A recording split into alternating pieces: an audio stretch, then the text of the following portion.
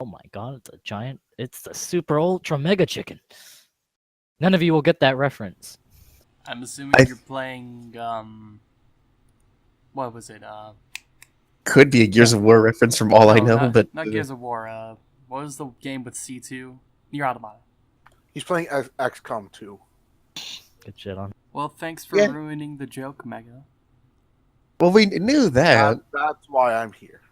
The only thing I can think of is the fucking Gears of War thing where they You constantly see? had a chicken. This is why we kicked you off the podcast for 2 weeks.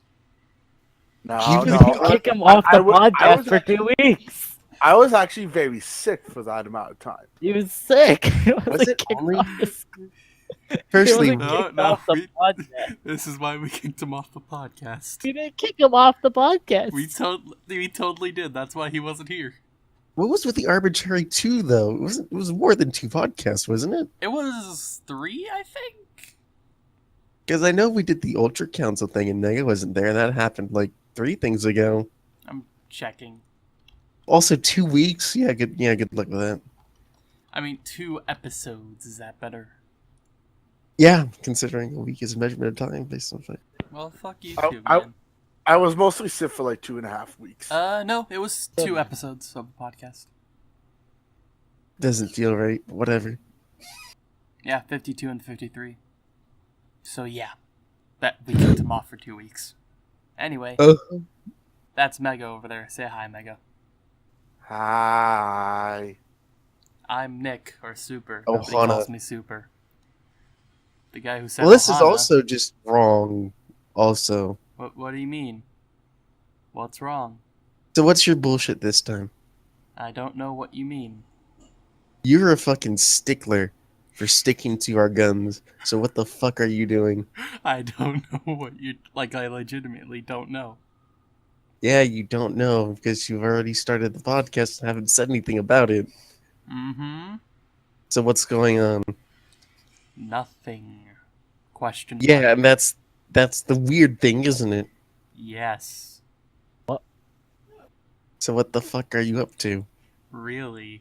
Who knows? Okay. Anyway, I'm Nick or Super. Nobody calls me Super. Yeah, that's something you don't have to deal with.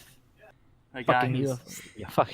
Oh, I mean, it's a doesn't UFO matter. coming. Gotta send my fighter. Oh, it Doesn't blew up. matter. Now they're going to escape the crash I'm not site. going to pay attention to you. Anyway, the guy who said there's a UFO is Chris. The guy who said nobody What's would pay up, guy? attention to me is Iggy. And this is Super Fun Time Japan Time. And this is being recorded you're on the fucking- 20th of January 2018.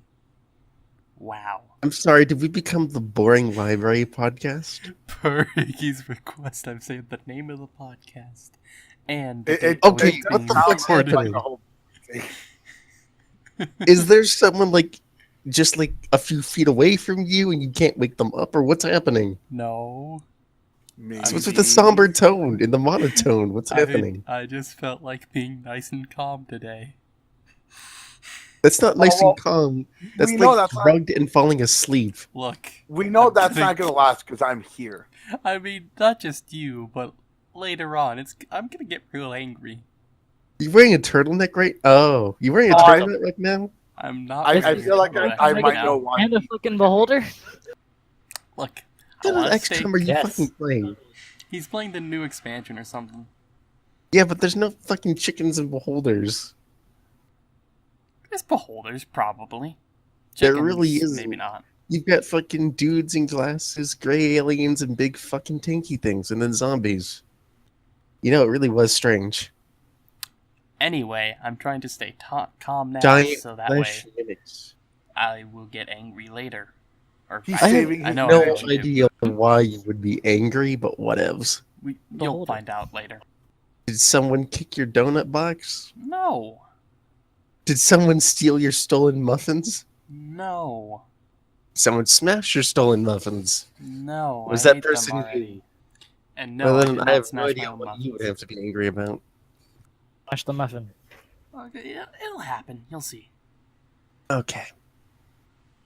So, how's Period. everyone's day? Now we're going that way. Mine started 30 minutes ago, Mm-hmm. in which I thought we'd be doing the podcast, but then everyone decided to wait like half an hour for some reason. How's the weather? I haven't looked outside. Weather's cold up here. Weather's cold up here. I'd It's- imagine.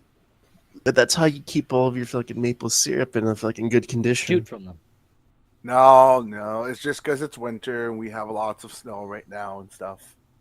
Is everyone having a nice day? Kind of. Okay, fucking drop the act. What's going on? Nothing is going on. I'm not just going to being- sit through an entire Okay. podcast of this. Legitimately, I will just leave. I'm Okay, I'm just being this is- calm. Okay, simple. this is my Literally, guess. fucking stop. I'm gonna take a guess here. He's trying to be calm and everything, and when it gets to the anime, that's why we're gonna like have the that's action. what it would insinuate, but I have no idea why that would be the case. Like, especially to this degree. This is a degree I've not seen before, so that would make really no sense. Look, I'm just gonna be calm. It's simple as And that. I'm just gonna about to fucking split the fuck out, go get food, and ignore this podcast. Okay, Chris, do your thing. Do you leave? He probably left. God Let's hit the damn it. Canadian. Oh no, there he is. You think? Why? Like he says shit and then shuts up. I don't swear get there's like there's a very prominent audio lag between us and Chris. Ever feel that? I mean, he's like halfway across the country. But Megas is Also halfway responsive. paying attention. Yeah, Like he's That would playing be- a video game. I wasn't gonna say it, but that Actually, no. I'm just waiting to see who talks about their either their week or few weeks. I think he said you, Mega, though I'm not sure because we cut him off because he didn't say anything and we weren't sure if he was here or not. God damn it, Chris, say who you're having go first. It's the fucking Canadian. I don't know what the fuck you want from me. Okay, there we Oh, go. me, I didn't even hear it was me. No one heard you. So I've been sick for like 2.5 weeks ish. How has that impacted your daily Damn. fucking maple syrup gathering? It sucked so much. For the first like week and a half, I couldn't really eat anything. And at one point, almost anything I drank wasn't doing it for my stomach. So for at that point about a week, I was living on popsicles and Kool-Aid. A relatively dumb question considering the circumstance, but can one live off of popsicles and Kool-Aid? I'm still here. So You see, that was why it was dumb. Yes, but how was that experience? it sucked because there's times where I didn't want to eat that, but I knew like if I were to try to eat like anything else that I would technically be able to since I'm sick, it wouldn't stay in my stomach for like half an hour to an hour. Fuck did you get sick with? Honestly, I don't know. That's honestly disturbing. Did you think maybe after a week you'd want to, I don't know, go to the doctor or something? Probably Nah, before a week. Fuck that. Fuck. Nah, I just thought positive. I'm sure the more I rest, then I'll start getting better and stuff. And then like I think on the Your 31st ass of is December gross. or on the 1st of January, I was actually able to start eating some stuff. Did you go to work during this time or no? I did try to go in for I think there was when I first started getting sick, it wasn't like that bad, so I was able to go into work for those 2 days. But Christmas week, on that Wednesday, I tried to go in and I just had no energy at all. It was one of those like I regretted not. We're just calling playing Hotline in sick. Miami. What? So, and the thing is, on the next day on that Thursday, I actually did have a day off. So I pretty much I canceled my plans that I had either to go see my niece and nephew or go to the card store because I haven't done that and I just rested. And then on Friday the next day I called in sick. So Thank you God. do as you do. Hmm? Yeah, and thank God the week after I started feeling better enough to actually work with some energy inside of me. And It seemed like being, You- that sick is bad. I know, But depending on the time, like when I get sick, like for some reason I really get sick, and other times it's just like something small. And pretty much when I started feeling better, the only problems I still had was my throat would still hurt from time to time, and my left ear sometimes it's like, oh, I can hear from, and now I can't. You like, yeah, that seems like more problematic and symptoms of something that's probably not good. I'm feeling a lot better now, though. I mean, that's good, but probably should have seen somewhere, at least fucking talk to someone. Or at least WebMD'd it, you know, the doctor of the internet. Yeah, I Well, mean, like if you that, want to be don't told it's cancer. He will. I mean, it'd Well, probably be pregnancy, actually. You've got fucking a mix of cancer and Ebola. Congratulations. Well, here's the thing. Around that time, my boss was actually sick. My friend was sick, and apparently, a lot of people that came in to work like overnight shift, a lot of them were getting sick as well. So it was just stuff that was going on through Someone working. threw a biological weapon in one of your boxes. I'm gonna shut Probably. the door. And sadly, I end up getting hit with it as well. But the second day that I was sick, on my way back from work, I did go get a few things that I could take so I can try to feel better. And at the same time, I was like, you know what? I'm gonna look at the cheap bin, see if there's like something I can get, like on my 3DS, or if they have something for the Nintendo DS, so I can just play a little bit while I rest. And that will lead to the amount of games that I've gotten technically since I've been sick and stuff. How many games can one person buy in 2 weeks? 9. I mean, he was That's- sitting on his ass, doing nothing, probably just looking up stuff on the internet. Actually, most of the time when I was sick, it was mostly like just having YouTube playlists playing in the background, and I'm just listening to it as I try to rest. So only two of these games were actually eBay stuff that I actually bought before I was sick and after I was sick. So pretty much the only game that I got technically while I was sick, since it wasn't that far here, and it was when I was getting medicine, was Lego The Hobbit for the 3DS. I can't particularly speak for this game because I've never seen it before. Also, I think they prefer to be called little people. No, they don't. I think. They do. I will say this is actually the first Lego game I played that's not on the 360. It felt weird not having a jump button. There's no jump? Not in this game. There's no jump. What? The only That's jump really it's, strange. it's automatic jumps if you need to jump in specific spots. Oh, that's not a good system. I know. I beat the game within a few days. Yeah. And this wasn't me like just playing and not stop. I took like a lot of breaks. I would expect from that amount of time. The games that I got from eBay, No. I got Lego Pirates of the Caribbean, which I haven't even played yet. Lego guy. Well, Lego games.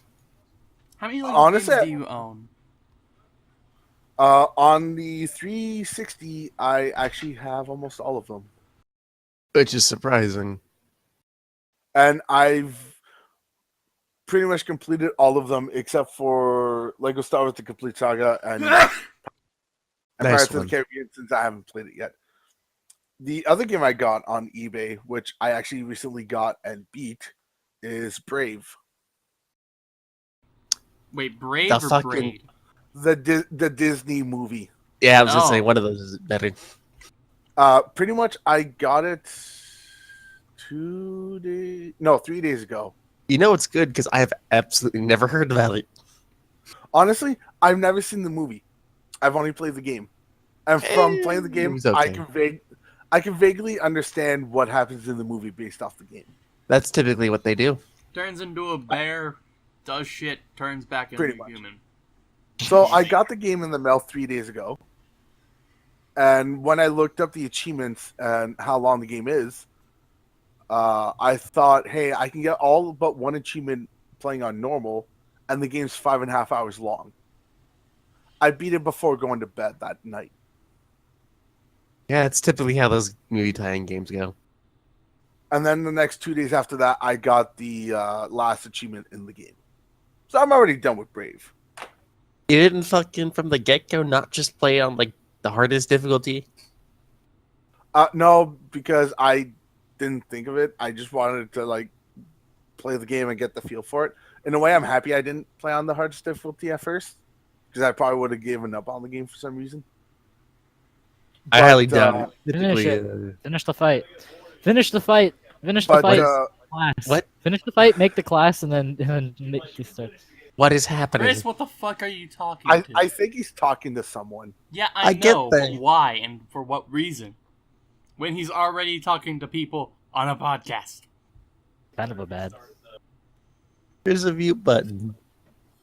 And then he fucking cuts himself off at the end of the sentences. Like, it trails off like, oh yeah, and I love doing... How's your... It's so annoying. You lasted so long. I know, And- fuck. God damn it. That wasn't even And- the intentional thing either. I know. And the other 6 games that I got, I kind of got them randomly in a way because of something I thought about doing for my niece and nephew. Oh. So, little bit of story here. Because I don't know if I mentioned it on the podcast or not, but when I was a kid, I was like, when it came to family, I was really close to my grandpa. Yeah, I don't think And- we've heard this. And there was one year, I'm pretty sure it was Christmas. He ended up giving me and my sister a Game Gear each with 2 games. The games that I got were Lion King and Mighty Morphin Power Rangers, because that was the hip back then, That was the hip back then. pretty much. And recently, I found out that my niece found my sister's Game Gear, and my sister just gave it to her. And it got me thinking of when I first got it from my grandpa, and this was right before I got sick, actually. And I decided what I was gonna do is try to find a Game Gear that I could buy for my nephew. Because as much as I wouldn't mind giving mine to my nephew, the main reason why I'm not, and this isn't like because I'm collecting everything, it's because for me the Game Gear holds like personal value to me. Makes sense. So I went to a game store that's actually not far from here, and this was at one point last weekend. I'm pretty sure it was on a Sunday. And I was checking to see if they had a Game Gear. I couldn't see any. I asked the guy that was working there. There was 2 in the back, but the screens did not work. So what I decided to do is I still bought games for them, for the Game Gear, since my niece has one. And I told my niece to at least share the Game Gear with him until I can get him one. So the games that I got for them, for my niece, I bought a Sonic game for the Game Gear. For my nephew, I got him a racing game, since that's what he's really into. And I got one for them to share, which is a hockey game, because that's the sport they're really into. And while I was looking for those games, I actually ended up finding a few that I wanted. So, and because I actually ended up getting a big paycheck, I decided to buy some games for me. So the games that I ended up getting The Adventures of Batman and Robin on the Game Gear, which I didn't expect to see. I got Vampire Master of Darkness, which is kind of the Castlevania type of game. Sounded like it. It's actually the most expensive game that I ended up getting there, which is $25. On the GameCube, I ended up getting Batman Rise of Sin Tzu. and Batman Dark Tomorrow. So when I was paying for all those games, at the counter I end up seeing a box game. So I thought, why not? I'm gonna buy that. I pay for everything. When the guy was looking to see if everything was in, just as the payment went through, the box Game Gear game did not have the game in it, which was an Asterix game. So he went to look in the back to see if they had a copy of the game. They did not. So he's like, I found more Game Gear games in the back. Because you already paid for it, you can pretty much buy something that's about $25 because that's how much the game was going for. And I found one that I was considering getting if it came to that. But because I saw specific Game Gear games that he brought out, I ended up getting another GameCube game, and I actually ended up getting the Game Gear game that caught my eye, even though I'm not a big fan of the series. So the last Game Gear game I got because of that was Batman Begins, which I do believe I own all the GameCube Batman games now. And the Game Gear game that I got, which was $5 that I got it for, was the Japanese version of Echo the Dolphin. Did you really need a Japanese version of Echo the Dolphin? I mean, it's a critically acclaimed game across multiple countries, and the Japanese version is the purest form of Echo the Dolphin. So yes, he did. Honestly, I'm not a fan of Echo the Dolphin. Shut Not your a fan warm of mouth. Echo the Dolphin. I didn't think you'd be a fan of Echo the fucking Dolphin. But the thing is, being a video game collector, I do have to keep my eye out on if I'm able to get something outside of the States. Hence why I got like 7 Japanese games now and 1 European game. But the good thing is the Game Gear is region free, so I'm actually able to play if I wanted to. So that's all the games that I ended up getting. What else have I been up to? On a quick side note, someone has anime-ified the Game Gear. Wait, what? What do you mean by animeified? Like, It's been a thing since like late 2017 to early 2018 to just fucking make everything into an anime, girl. oh, Yo, like Earth Gem. your Earth-Tron and whatnot. You Yeah. sent it Started directly with to me. that. Oops. Talk about. I got a sweater the other day. This is You got a sweater, and then you put it in the server. you know, Sweater in the server. I but just I got a don't know. sweater the other day. Why can't you just put it in the call? that's I don't know what that It one. sent it to me again. I'm tired. That's I'm an tired. issue. You just woke up. I'm tired. How did this? This is the fucking chat, but it's not showing up. It's Oh, your chat. that happened to you. Okay, if you drop the call and then come back, it fixes it. Oh, fine. Well, shit, I've actually been outbidded with the game I'm bidding on. It wasn't my fault. Now try sending it. Yeah. There we go. There you go. What were we talking about? Mega's week. What do you got after the Game Gear stuff, or I what? thought Chris was saying something, but whatevs. I don't know. Yeah, he was saying something about a shirt, and I'm not able to bid on this. Oh yeah, a sweater. He said something about a sweater. Tell me about your sweater. He's not going to tell you about his sweater because he's talking to somebody on the other side. Yeah, I know. What do you need? Tell us about the sweater. It's a peculiar sweater. It has. Is it the sweater with all the fucking anime porn faces on it? That's It the has a other restaurant on it though. What is that Ah. sweater? What? an Earthshine sweater. All right. You're talking about the one I mentioned? Yeah, animated porn faces? Yeah. What the fuck is the term for it? There's a term for a certain type of fucking anime porn face, and then they got fucking really popular, and people put it on like a sweater. Fucking, I was just watching Soda's Poppin's stream before we did this, and he's wearing that sweater. I need to check. I don't know. I don't know if you can wear that sweater in public. It doesn't specifically show anything, but it is just basically fucking a bunch of faces like taken straight out from fucking Doujins, and it's probably you'll probably get kicked out of some places. I mean, it'll be like. Do you have an image of it? Because I can't see it on the stream. Let me see if I can find it on the internet. Well, he's playing VR, so who knows?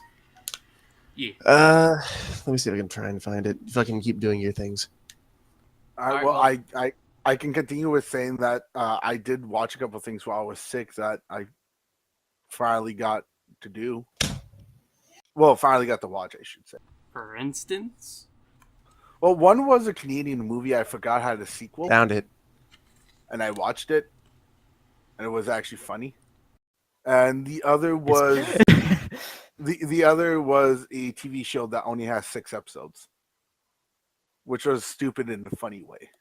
So the Canadian movie is this, which is the sequel I said, is called Bon Cop Bad Cop 2. And the TV show that I watched was Jean-Claude Van Johnson, which stars Jean-Claude Van Damme.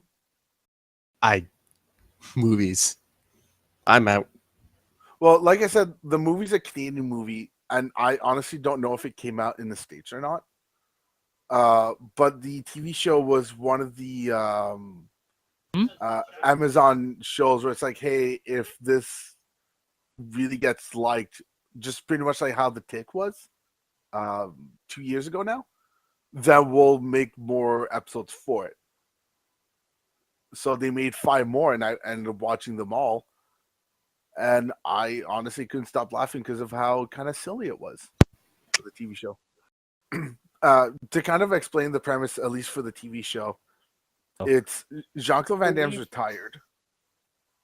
And after running into a girl that he used to date and wants to get back together with, he calls, I'm assuming his agent, to pretty much tell her that he's back, which she takes it the wrong way because he's back as a spy.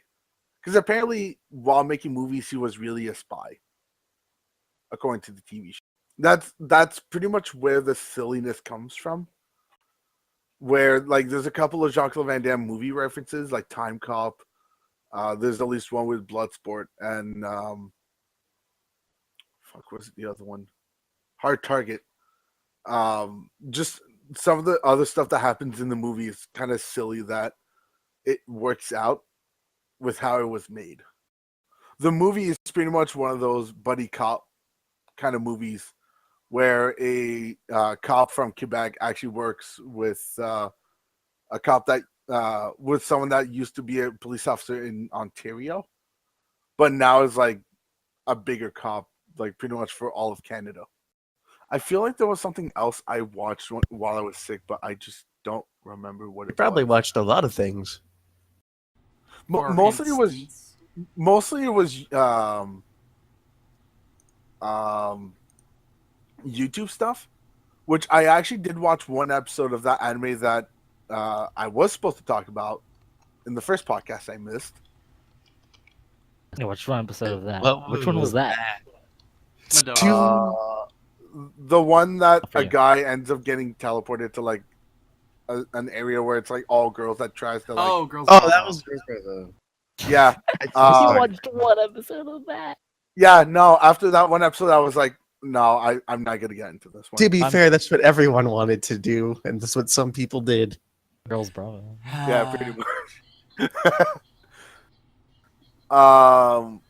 Nick did mention the anime that was for the last podcast, And they died. Which I did watch a few episodes in the past, and I decided not to continue the anime because I didn't like it. Wasn't something for me. Oh, that's the other thing I watched. I just remembered. Months ago, I believe I also mentioned this on the podcast, that I was gonna try to watch all the Super Sentai shows. Yep. Indeed. I did finally finish the first one that I was able to watch. And he's here. How many episodes shit. was that? Don't do shit. There Stop doing shit. was 52 episodes, but I just took my sweet time watching it. Alright.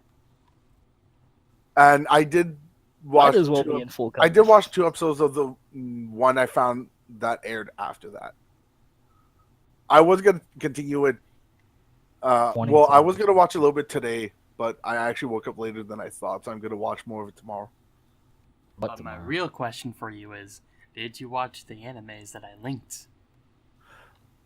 You linked that a couple of hours ago. I actually did have to do some cleaning, so I actually didn't have time to watch. A couple hours ago. I also, so originally I just put the names in, but then I was like, wait, they're lazy. So I put in the links today. And hey, maybe if you didn't watch it yet, you'd have a chance. But here's the thing. When you posted the 2 animes, it was pretty much all week after I went to work. I actually went other places after work to pretty much catch up with friends. So most of the week I wasn't home, and I wouldn't have really been able to watch these. Tisk, Mega. Tisk. I know when's the next anime I'll be able to watch, because I don't have any plans after work next week. You know, Mega, I trusted you. I kick you off the podcast for 2 weeks, and then you come back here and you throw this in my face. Despicable. Well, if I was throwing something to your face, it would take a while before it finally gets there. Mm-hmm. But with all the fucking distance in between. Exactly. Us having to accurately throw that and calculate where he'll be by the time you actually get it sent over is pretty impressive too. So, Hell, I didn't even play that much Yu-Gi-Oh! Dueling since I've been sick and since I haven't been sick. It was mostly log in to get my daily shit and then log off. that's typically what happens. That's what these games devolve into, and then it eventually peters out. Yeah, that is true. Oh, also, I did finish recording a game for my YouTube. That was Was something it the else. Sailor Moon thing? Yes, it was. Saw it. That's actually something I started a couple months ago, but then other things came up, so I couldn't really finish it. And for some reason, I couldn't get past level 4 because I kept dying stupidly. But yeah, I did that. I did start recording the next game after that, which Nick might be a little bit curious about. I mean, when you phrase it like that. Because it's a Kamen Rider game. Because it's a Kamen Rider. Exciting. I figured that would be something of interest to you, Nick, considering your fucking vehement stance on how it's the greatest show ever made. I did not say it was the greatest show I ever made. It's a decent show. You made it pretty clear. You fucking Kamen Rider die by him. Over the years, I've kind of realized that it's not that actually good. With what I'm trying to do with Super Sentai, I know it's not the greatest thing, but I'm actually just enjoying watching it. Although the new series that's going to start this year, it does have my curiosity really going. But besides that, I think that's mostly it for my weeks. There wasn't anything else I've done other than being sick. Survive miraculously. By living on popsicles and Kool-Aid. You know there's water, right? Water's pretty good when you're sick. Oh no, I did drink water when I was about to go to bed and when I woke up, and then I just it was literally popsicles, Kool-Aid, and water. That was it. How when I started, at that point you're basically consuming pure sugar. Pretty much. But here's the thing: when I got to work, when I was starting to actually eat, and when I slowly started feeling better, people noticed that my stomach was skinnier than usual. And as they were about to say, "Hey, did you lose weight?" they remembered that I was. Hey, did you lose weight? Oh, you're sick. Never mind. Although there actually is one person that didn't know I was sick, so he actually gave me that compliment, and I told him that I've been sick and living on popsicles for 2 weeks, and he's like, "Oh shit." Yeah, oh shit, people don't normally do that. Exactly. And trust me, as soon as I started eating, I went back to eating like normal. That's good. I'm glad your appetite did not falter. Yeah, that's the word. Falter. Glad your appetite didn't. So yeah, that's pretty much the end of my week. I don't even have really anything Yu-Gi-Oh kind of related to talk about because I didn't even play that much Yu-Gi-Oh while I was sick. Indeed. So, curator. do you think? So what you have? What have I you done? have. What have What I have done? you done? What have I done? Nothing. Hey, Nothing. hey. I've done some things. Nothing. Some Nothing. things. Some things. School. Nothing. So, here's general week that happened for me. So, after we had the last podcast, I went to the second day of the hackathon thing. And, Mega. There's No more muffins. No, didn't get more muffins. I'm sorry. Hacked more muffins. For some reason, this day went a fuck ton worse than the last day. Because for some reason, I was extremely tired, despite actually sleeping for like 10 hours. And only being up for about 8. So I go in, and I get put on the technology check-in desk. So basically, if somebody wants to check something out, like an Oculus Rift, a Vive, or whatever, they Well, you can check shit out. Yeah, they come to me, they fill out a form, they give me their ID as collateral, and then I give them the stuff. Fuck that, I ain't getting my ID. And then if somebody wants it back, then I give them their ID back, they give me the thing back, all nice and dandy. Issue is that nobody's getting anything that late into the night, because this was the 11 a.m. to, it was the 11 p.m. to 6 a.m. shift again. So nobody's up at that time, or if they are, they already have the stuff they need. So we had like one person go down there, and I was the only person down there for the most part. Like, there was one room in the back that a couple of people were in, but otherwise it was just me. And so I basically just kind of fell asleep back there. There was another guy there, but he was also sleeping, like, behind me under a desk somewhere. So he was the guy who actually trained me. He went to sleep, and then for a couple hours he was just there sleeping, and then I was attempting to go to sleep. And you were sleeping, and everyone's sleeping. But like I still tried to stay up despite that, especially when it was starting to near like the later time. So eventually I just stood up and started to like pace back and forth, but that stopped working after a while, and I just kept like nodding off. And so one of the things that I do to keep myself awake is like painful stuff. So for instance, I bite my hand, punch a wall, kick something, stuff like that. You mean the things you do on fucking request? Yeah, that too. So I get tired. I'm like, okay, I need to stay up. I need to keep staying awake and whatnot. So I punch stuff, whatever. Goes fine for the rest of my shift. By like the fuck, that hurt actually. Who told you to punch that? What the fuck was that about? You said punch your table. Ah. I said, did you punch your teacher? No, it's bleeding now. God damn it. Okay. So I'm just gonna believe that someone in their mind told him to punch the table, and he knew. So fucking that hurts.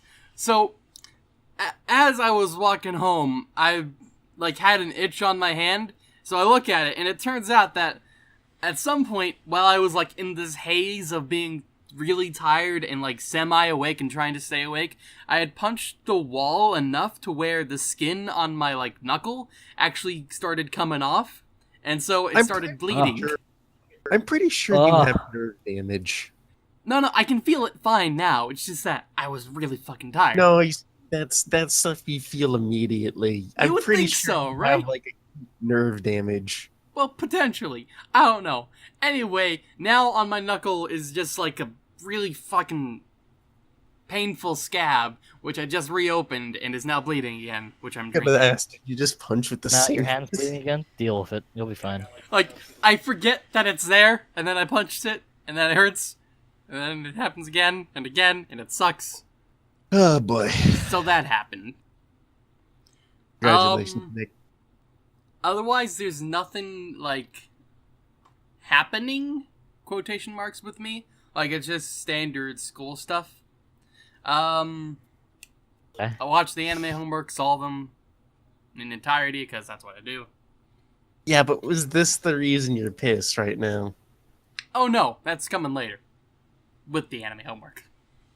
With the anime homework. Okay. So it is the anime, weirdly. One of them, anyway.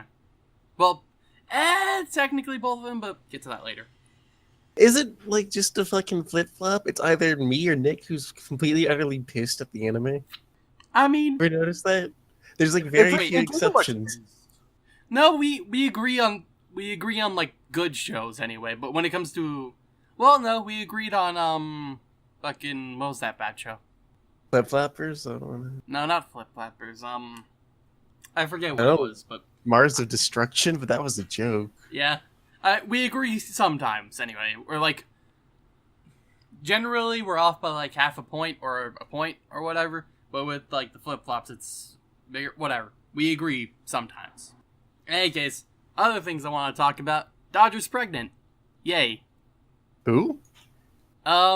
So after me and you talked last night about the whole like TV traffic thing, right. yeah, Oh, that Dodger. yeah, and I follow her on Twitch, and I got a notification on Twitch, and I was like, oh hey, Dodger's on. I just remembered her because you, and so I was like, yeah, I'll watch. Why not? Yeah, she's pregnant. She's been pregnant for like 5 months. Nobody knew. Nobody knew. I mean, obviously Strippin did and Nobody their knew. family, but otherwise, like 5 months, nobody knew. Yeah. So that's the thing. I just thought it was interesting that, like, the day after we, like, talk about that group, something big comes out Coincidence. of it. I know. Didn't die. I wish she didn't die. I've tried watching the Overwatch League. Tried. It's okay. But, like, you see, the thing with Overwatch League is that most of the time they focus on, like, the characters that move around a lot. You know, Genji, Winston, Tracer. Like, that's where the camera is most of the time. Makes sense. Mm-hmm. Which kind of gets samey after a while. Like, you basically never see the support's point of view, unless it's, like, Mercy, who's going in for a res or whatever. Which really gets... It gets samey, is what I'm trying to say. The commentators do spice it up a bit, but, it's a little bit Did you get your free skin, though? Or did you get the fucking... You get to choose so many colors, but you ultimately only pick the fucking gold and black one because everything else is pretty shit. I haven't picked a skin for that, anyway. Oh, you get to fucking buy more tokens, too. Isn't that the best part? Oh boy, yay. Whatever. You really wanted the Ronald McDonald or the reverse Ronald McDonald. Government shutdown happened today. Oh, did Yeah. that actually? Yeah, Doesn't went actually through. affect me. 'Cause Well, it you're- slightly affects me. Because my, wait a second. Oh, okay. One of the instructors I have is a civilian. They're not going to show up for work. that the only thing that's happening? Well, I do get. Well, if it goes on long enough, I could just not get. I could stop getting paid. Yeah, that's. But what then it is. but the last time the government shut down and it was on long enough that people didn't get paid, they got back paid. Okay. So, I just want to deal with not having an income, or if it goes on long enough, I'll just have to deal with not having an income until it comes back, and then they'll give a lot of money. However, from what I've read, I am paid. I will get paid. I will get paid the first on the 1st of February. Or at least that pay is still guaranteed. However, anything else is not. Okay, that's the main reason I brought it up, because you, military man, or armed, Whatever it is you do. yeah, It's the National Guard, but currently I'm on active orders. yeah, that, That. yeah, government stuff, because none of us else works for the government, man. Yet. Possibility. I mean, you have no. It's been fun seeing all the memes that are starting to arise out of it. Mainly the League? what? Memes rising out of what? Oh, the shutdown. Yeah. Like, I went on Imgur early today, and there were a bunch of memes about Trump, like, oh, government shutdowns, fault of the leader, and then he's the leader. That's the meme. So that's been fun. But what, he said something once? He said on multiple occasions that, if the government were to shut down, then it's entirely the president's fault. And he's the president now. Ha ha, ha ha. And so people have been making memes out of that, which is fun. It's not the worst thing they've ever done.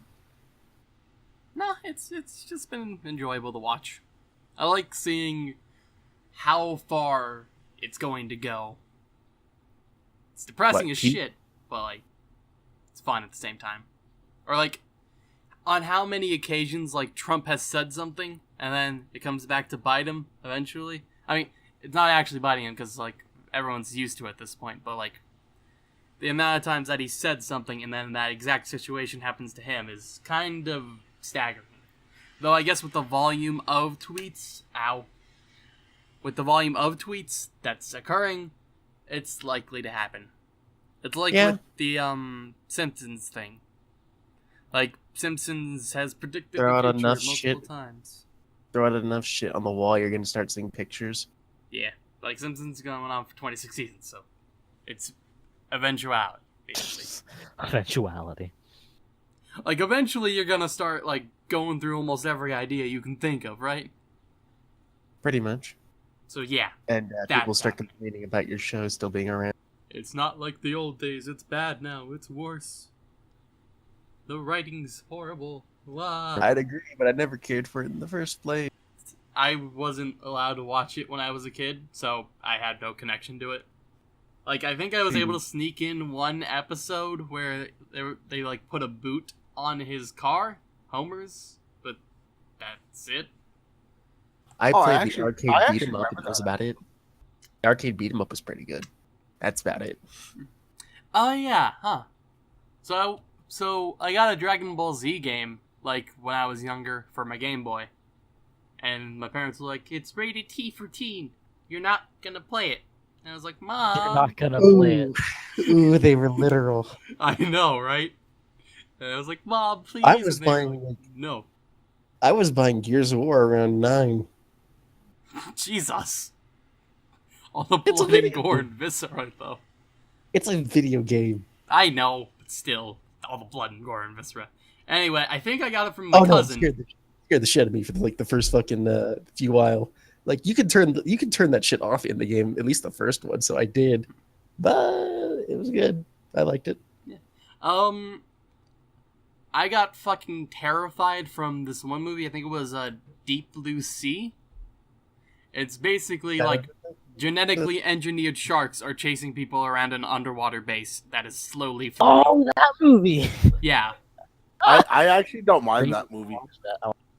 I mean, I'm fine with it now, but when I was a kid, that fucking terrified me. Like, it's slowly filling up. I have no escape. These genetically engineered sharks that are almost impossible to kill are gonna bloodsuck me dry. Like, is it specifically because they're genetically engineered, or it's just because they're sharks? No, not just that. It's the fact that like, I've always kind of been afraid of water and like drowning and whatnot, and so like, not like the ocean.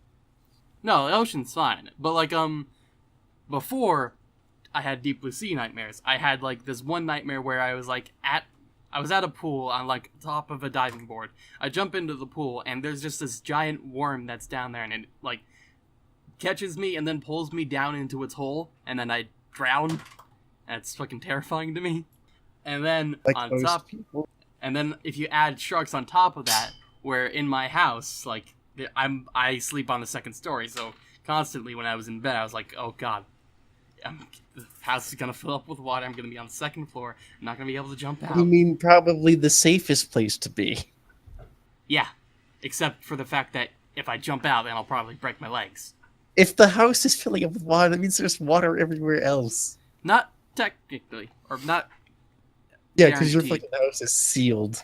I don't know, man. It potentially can be. Yeah, I get it. Fucking childhood shit.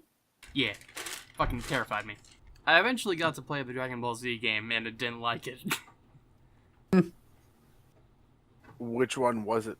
It was some game for the GBA. I don't remember which. It was a 2D Something. fighter. That's because a lot of Dragon Ball games are Oh. very hit and very miss. No, I think I know which one you mean, and yeah, I've heard that one's really bad. I don't know. I didn't really critique games when I was younger. I don't even critique games now. I just play. Was it a most Street part. Fighter, or was it one of like the adventure games? I don't. I think it was just a straight fighter. I don't think there was any adventure. I mean, if there was an adventure mode, it would just be like story or like dialogue boxes. I mean, some of them are like fucking, I don't know what it's called, like Saga of Boo or something. There's one where you just like fucking walk around the world and it's like a beat 'em up. Tenkaichi. I think those ones. That's you like walk around. So for the PS2. I thought there was one for the GameCube.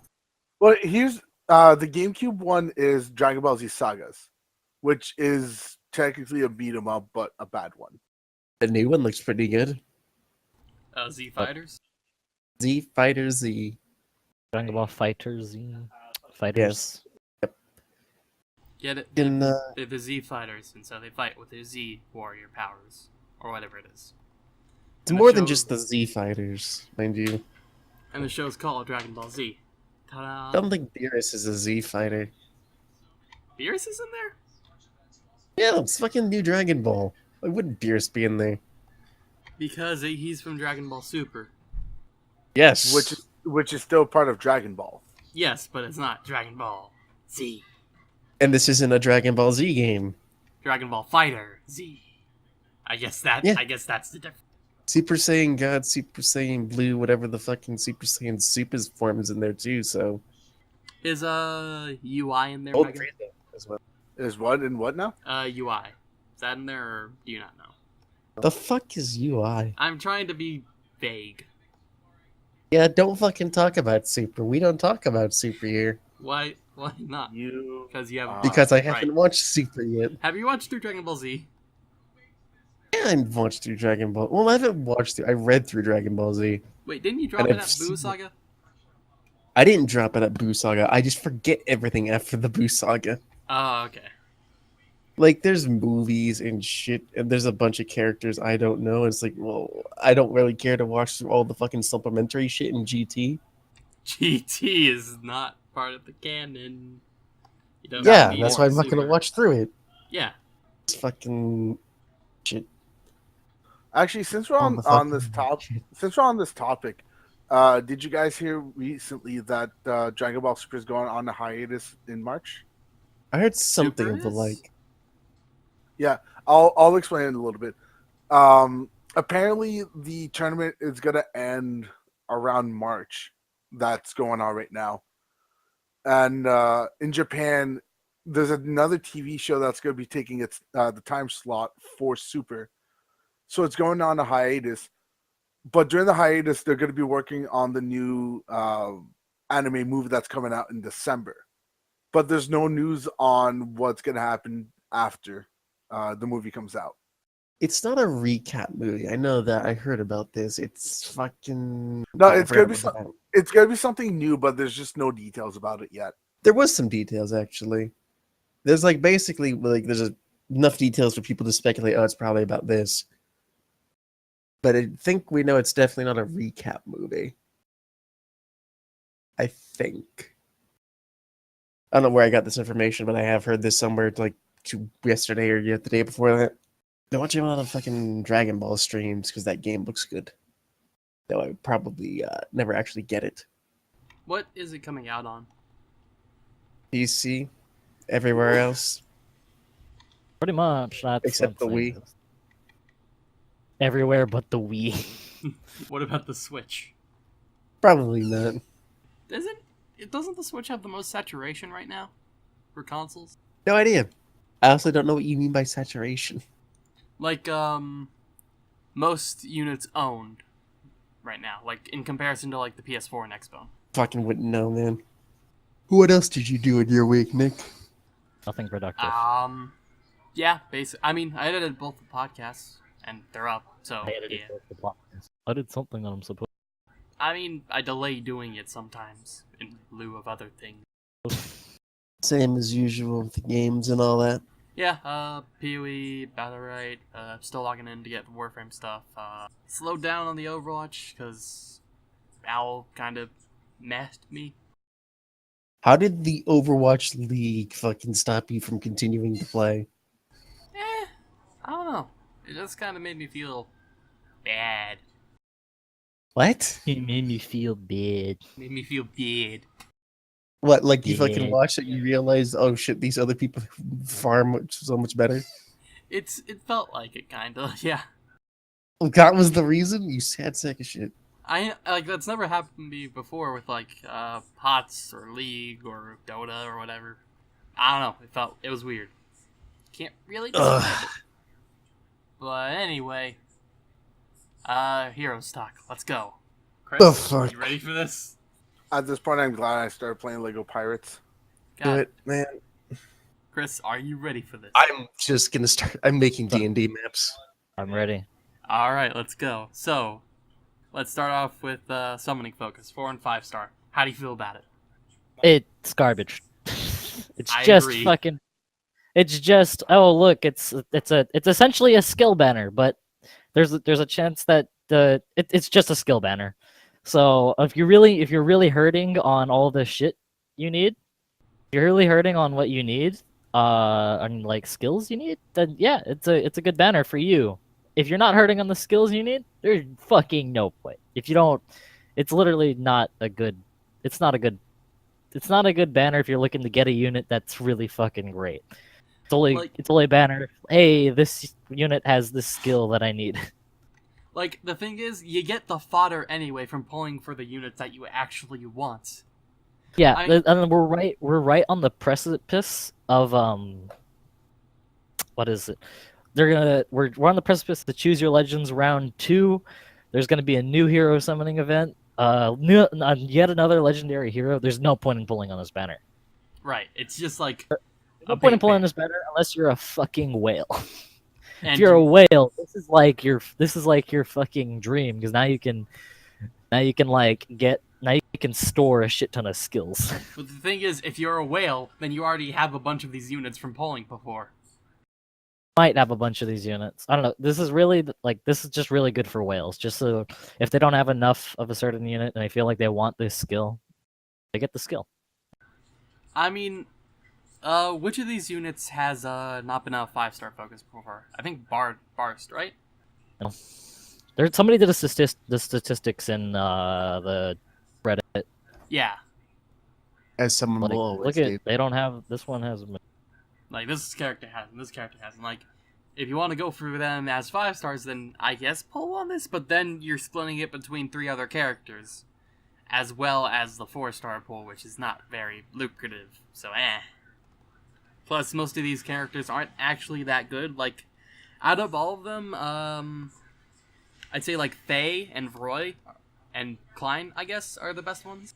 Faye because Dragon Emblem, and Lightning Breath Plus being... Oh, right, buffed you up have... and You... whatnot. What's up? I've seen JoJo. Roy because they're probably gonna give him a refinement in the next update.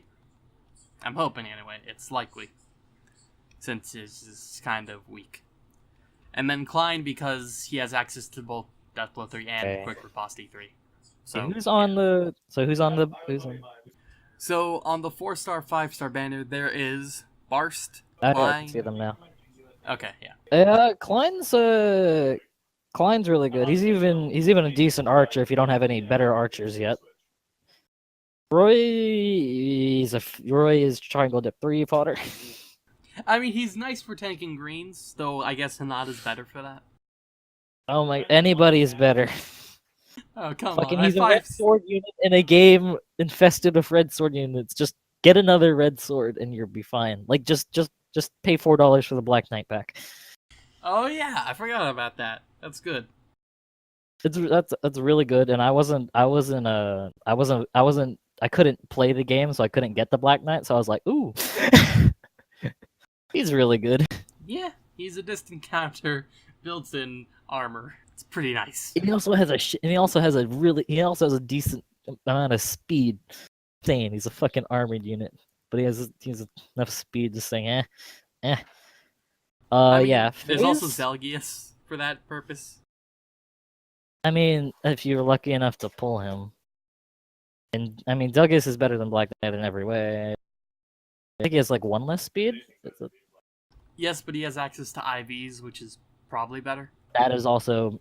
His access to IVs and merges, and that makes him better.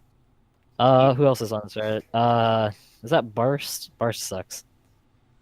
I forget who the fuck the green-haired fuck is, but I hate him as a Lance. You're talking It's a about dick. Oscar? Yeah, I hate him. I misjudge what he does so much, and then he stabs my units, and I'm like... He has Lance Breaker, so... Oh, that's nice. Laszlo is super He has Axe Breaker 3, but like... slow, but he has Axe... Yeah, I mean, he has Axe Breaker 3, but he's, like, slow and not a Fury 3 fodder. Right. That Abel? Abel's the... Yeah, Abel's the Brave Lance guy. Matilda's... Cancel. For the most part, it's just like Klein, Faye, and then Hinata for the best 3 characters on this banner. Otherwise, just fodder. Yeah. Pull Klein, you're good. You pull Klein, gives you Death Blow and Quick Riposte real easily. Also, he's also a decent archer. Nada is not that great, but Fury 3 is cool. Faye's Holy Green Dragon? She's the only green dragon, yep. She's the only green dragon, which makes her better than anything. Which makes her better at her role than anything else, and being dragon and Dragon Emblem. Yep. Like. However, don't get too comfortable, Faye. Remember, was her name Cecilia? Remember Cecilia. Yep. Also remember every Falchion user. What happened to them? I mean, they're also probably gonna get something in the next refinery update. Is the thing. Oh yeah, that'll be cool. Yeah, like being able to refine those into any other things, and there's also a lot of Falchion users. Like there's Crom. I wonder Lucina. if they'll all have. I feel like they'll have a unique upgrade for themselves. I don't know. They'll probably Crom gets Death Blow 3 on it. Oh god. Like there's Crom, Lucina, Mass Marth, Marth. I mean, Marth is not gonna get shit. Marth is probably ain't gonna get shit, and even if Marth does, it's probably gonna be the same shit that we already Lucina has. Yeah, but basically, there's a lot of Falchion users. A lot of them are pretty decent. So a green dragon versus a red Falchion user, kind of dead. Arwen spamming motherfuckers.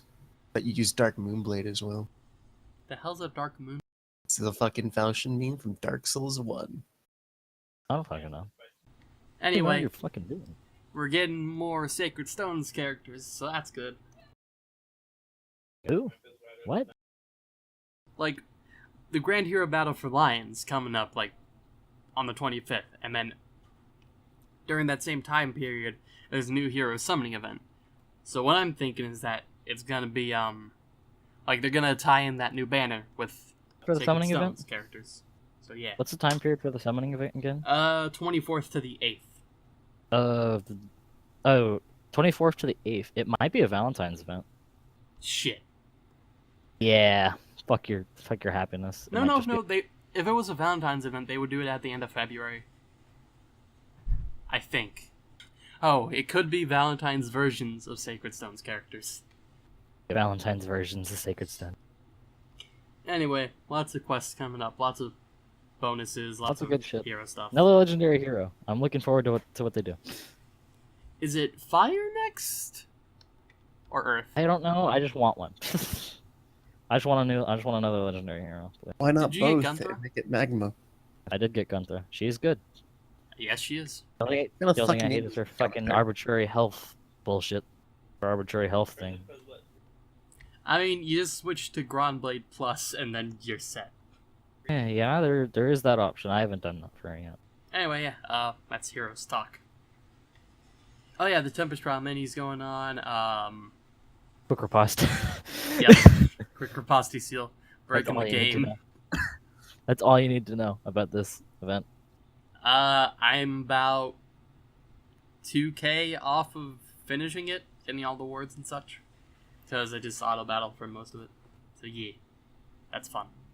Anyway, that's my week done. Yeah. Yeah. Well, Chris, that leaves you. How was your week?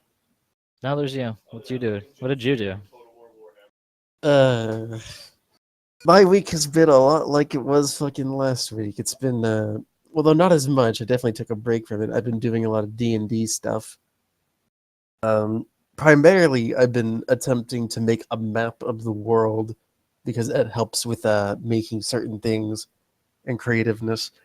And I've restructured the story to be something completely different from what it was previously, because previously it was basically just a giant railroad, which I've learned is bad. So now it's not. So that's good. I mean, railroads can be fun. Railroads can be fun, but that's why you play pre-made modules. That's not exactly what homebrew is for the most part. That's at least what I don't want to use homebrew for.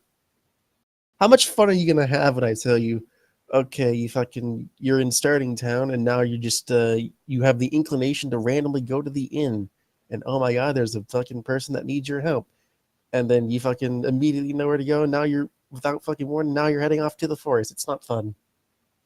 Because it's a lot of forcing. I don't like it. I prefer more freedom. So I found a story that works a lot better for those purposes. And I've been attempting to make that work, and it seems like it's going to work. I definitely have taken a more of a break from making D&D, because last week and the week before, I went incredibly hard in making a lot of shit. And that tired me the fuck out. So I've only done a little bit this week. But I'm getting back into it within the last few days. I'm able to start editing again, which is very strange. They finally updated that editor that I was having fucking problems with, and I figured out what the problem was. So now I no longer have the crippling problems.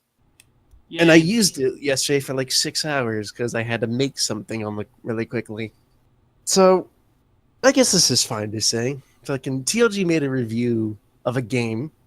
He made a review of DDLC. Doki Doki. Literature Club. Mm-hmm. However, it was awful. It was about one of the worst things I've ever seen him make. So I thought, as a practice for a thing I wanted to try, I'd make a fucking a video response to it. To which I did, and that was a fun time to edit. Turns out fucking editing is a slow and laborious process, and I'd forgotten that. But I finished that after 6 hours of continuous fucking... It was basically midnight to 6 a.m. Had great fun. Editing is rewarding and not at all fucking time consuming. At least when you're doing stuff. I don't know how's the fucking podcast editing go for you, Nick? Is it ever long? It's laborious most of the time. It usually takes me about a little under what the time of the podcast is to edit the podcast. So if a podcast is 3 hours, it usually takes me 2.5 to 3 hours. Sometimes it takes more depending on what's happening in that podcast. If there's purple. a lot, yeah, making it purple, figuring out what to do with the intro, varying amounts. Though for the most part, it's decently chill. It's just really intensive. I have to be paying attention a lot, so that way I don't miss any bad things to the audio. For instance, breathing into the mic, dead air. There's a ton of dead air. On the last podcast, I cut out about 10, 11 minutes of dead air. I mean, this podcast here, it used to be something I worried about, but now that I know you just edit it out, I don't give two shits. Yeah. And even I also have to make sure that the smaller dead airs that I cut out are actually, unmeaningful to the conversation. For instance, Chris pauses a lot between what he says. So those I can easily cut out the pauses. But for some conversations, it's better to leave the pauses in because it helps the flow of the conversation. Or if we're switching topics, then that's also when you'd want to leave out or include dead air. So that way okay, that's the end of the conversation. Now we're just gonna go into the next one. It's not an immediate thing. You just want to ease them into the next topic of conversation. Yeah. And so that's the main thing that I do, is making sure that the conversation flows well while cutting out as much dead air as possible. It's a task. I took that practice because you mentioned it and applied it to that video I just edited. It's not that difficult. especially when you can see the fucking. What do you use to edit? Adobe Premiere. The main way that I edit out the dead air is like I look at the waveform most of the time, Yeah, that's and what I then did. like I set up the cut, and then when it gets to like the actual audio, I'm like, okay, it's good, and then I cut it, and then move it back, and then continue on from there. You get pretty efficient at it as you go along. Yep. If at all possible, there's a project I've been wanting to make, but due to certain crippling problems, I haven't been able to make it. Really short, like 1 to 2 minute videos that have been waiting to be made for like a year now. So those might come out soon. I've lovingly named them shit bits. Okay. Kind of guess what that is. Who knows? It does Anyway, have going back to TLG real quick, what was the main issue you had with the review? Oh, like it's a lot of spoiler stuff, but it wasn't primarily about the game. It was about certain opinions of his that were rather disgusting. That's all I'm gonna say, because Okay. you've not played the game. Did he release his Undertale Part 2 review, or no? He made a fucking... In his first review, I talked to him about this when I went over to his house. He had said, like, he released it some time early last year, and he said the next part of the review is going to come out like in 2 weeks or so at this date. But that didn't happen. And at this point, he's finished the review in full, and he's just waiting for that date to roll around again to release it. That's so fucking stupid. Yep. I love it, but it's so stupid. It was just a spur of the moment. What if you just fucking waited a year? And he fucking rolled with it. It's dumb, but that's what's happening. I love the dedication to it, but I still fucking hate it because, like, I didn't like his first Undertale review because he didn't really talk about the game. He talked about, like, the community surrounding it, so, like, a lot of the points he made weren't actually about the game, and I wanted to see, like, if he would actually cover the game itself in the second part. So, yeah, that's why I'm wondering. I mean, that has to be. What else is there to talk about Undertale? He could go off on the community again. It's possible. Possible. Game reviewing is hard. Reviewing in general is actually pretty difficult. Yeah. My main problem with TLG's review is that he goes off topic a lot. Oh, or, yeah. Like, he talks about things that don't really matter. Or, like, I'm intimately familiar with how his structure works after last night, and it's not exactly structure at all. Like, he does sometimes make good points. Like, for instance, I just watched his Gate thing, because I was like, oh, hey, did he release it yet, or whatever. You know, I'm actually, unless just a side topic, I'm actually interested in Gate after I saw something, like a clip of it on YouTube. Despite the fact that that first episode was not that great. I don't know. Apparently fucking everyone here's watched it. I don't know. haven't watched it. I haven't watched it. Not you. Not in Oh, here. your place. You watched Gate. Have you watched Gate? I have not watched it. You watched Gate? No, he's talking to someone. David, okay. Oakley watched Gate? Everyone in the room I'm currently physically occupying has seen it. I get your point. It makes Okay. sense, too. There seems to be some certain connection bias here. I mean, military and whatnot. Yeah. It looks interesting. Like, currently physically in. What the fuck else do you want for me to do? fucking like the fucking theme of, like, you know, fucking military, contemporary military technology versus fucking, you know, old school fucking shields and javelins and a little bit of magic seems kind of interesting. Not the first time it's ever been done, but interesting. Anyway, the reason I kind of liked his take on it is that he talked about the things that he liked about it, and not just like some random stuff like that doesn't matter. Like, he talked about how it mirrored history and like how that was noticeable to him specifically because he's, you know, going into history. I think there's a bit of a fucking reason for that, considering his major. Yes, that's what I just said, because he's going into history major and whatnot. Like, I cut you off. yeah. I didn't mean to cut you off. No worries, I didn't have to man. cut you off. Anyway, yeah. Fuck, I forget the next lyric. Like, Somebody I used to know. that I used to know. Somebody I used to know. Somebody? Good song. The Nightcore version's great. It's like I've said this before. Nightcore is really hit or miss. If you just fucking speed it up to be a chipmunk, you've kind of failed in my eyes as a Nightcore. But if you add shit to this song as well, well, you take it from there. Sometimes it's good, sometimes it's not. Like, Poison That song's pretty decent, Nightcord, because they actually did, like, they put 2 versions of it up, and both are pretty decent. Yeah, I don't know what you're talking. I've never heard it exactly, but probably exactly what I'm talking about. Yeah. I actually don't listen to much. Actually, what I've been listening to recently is just fucking lo-fi music. Lo-fi? Yeah. Let me see if I can get an example. There's this stream that just happens. Ow, ow, ow. My fucking ears. What the hell happened to you? I restarted Chrome, so all my tabs are fucking reset. So when I click on one of the tabs, it's like, you clearly just clicked on this video, so we're gonna play it, and the volume's all the way up. Oh. Out of their fucking intro to a D&D fucking thing is... Let me see if I can find this. What? Wait, Lo-fi. Yeah, this thing. Ow, ow, ow. That's loud too. My fucking mic is just loud. Or my headset. This stream just kind of happens 24 hours a day. I liked the music before I knew what the stream was, but then fucking Soda Pop and used it on his stream and said, "Oh, this is the fucking music." I'm like, oh, it's exactly like the music. This shit. Anyway, yeah, it's like, I don't exactly know how to describe it. Chill, I guess. It's just easy to listen to while doing other things. I've seen a couple of these on YouTube. Most of them have been like anime music. Yeah.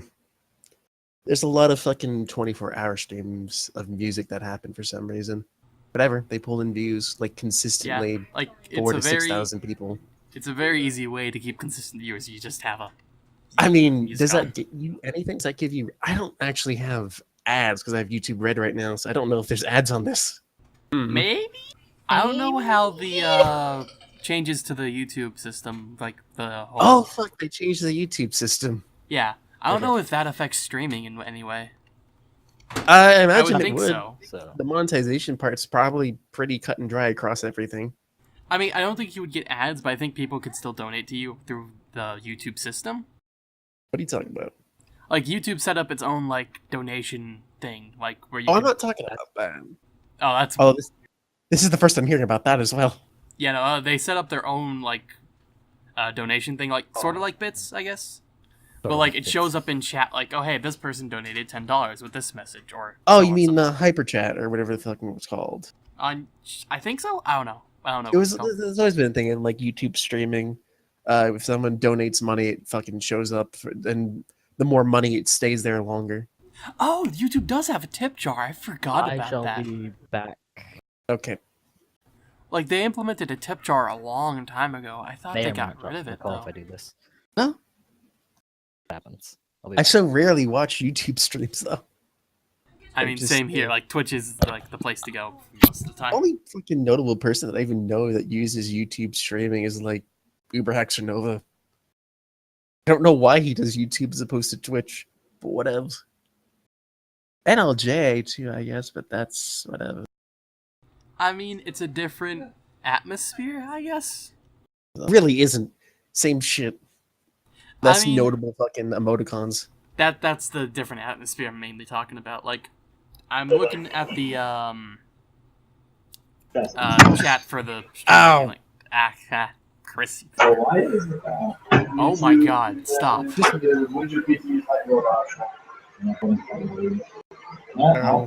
It's like a cat's pissing in the microphone. Ah. A really large adult male cat that's in the army. Jesus Christ. You not? Alright, maybe I have to quit the game. I can't. I don't want to mute him, though, because then I have to unmute him later. Let it be known, anyone who's watching this, mainly just me in the future, Nick did not want to fucking improve the quality of his stream because he'd had to press 2 buttons. I couldn't even tell if you heard that because of all the shit going on. I can totally hear that. Okay. Anyway. It's painful. Oh yeah, so when you were battling her, you got destroyed. What?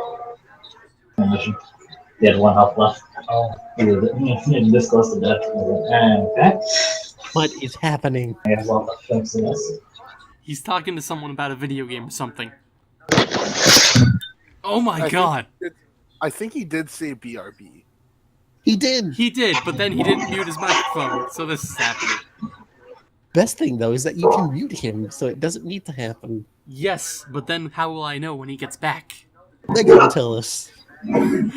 Mega's not gonna keep listening to this shit. The funny thing is, Nick's just giving himself more to edit. No, he's not. I mean, when there's something like very loud or very obnoxious or like peaking his fucking microphone, I lower the volume of that and make it try not to peak. Man, I almost wish that everyone recorded their audio separately in Audacity and could give it to you after the fucking fact. That would be nice. However, nobody's gonna do that. I did it. I have Audacity. I'd do that. I mean, with Asta, yeah. Oh shit, I still have MMO buddies. I forgot about that. We haven't done anything with that. Because you fucking... We don't play MMOs. At least we don't. Jesus Christ. Oh, right, you can't hear me.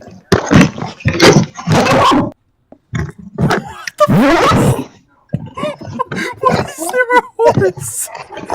I think that was a zipper. There's clopping around, what? What is that?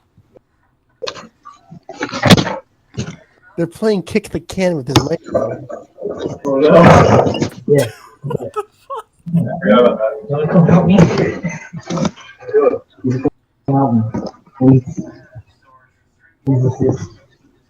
Were we talking about something? I still have MMO buddies. I still have the original files for that, so... Yeah. I mean, we'd probably have to do more of it.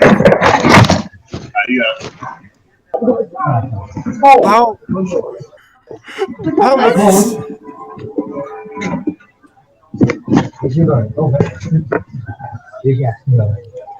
I Take his microphone with him or something? I guess.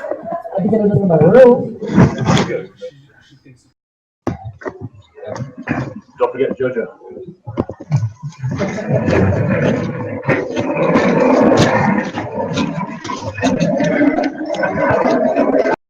Okay. Well, that was fucking ominous. So... He said, don't forget JoJo. The fuck does that mean? They were talking about JoJo's Bizarre Adventure.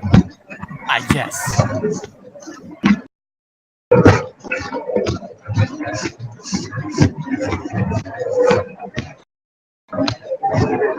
So...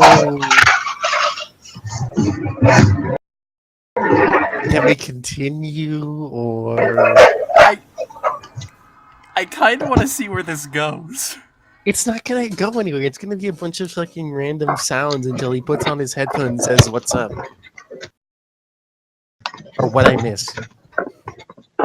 Or what's happening. One of those three. Well, like, there was a dog, there was a horse, there was JoJo. What the fuck is going on?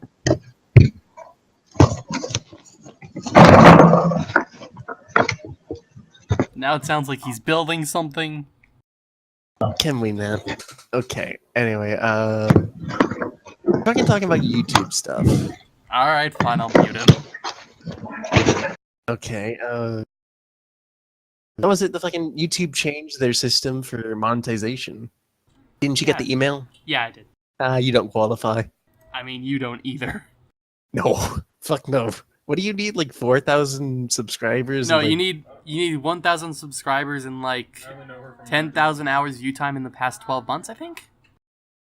Something like that. I think it was a shorter time frame and less view time, but whatever. Something like that. Basically, I think it was a really good move. I mean, That'll in the work long run, yeah, it'll work out well. Like, it's shittier for super small people and people who only make, like, one-off videos, but what business did they really have monetizing anyway?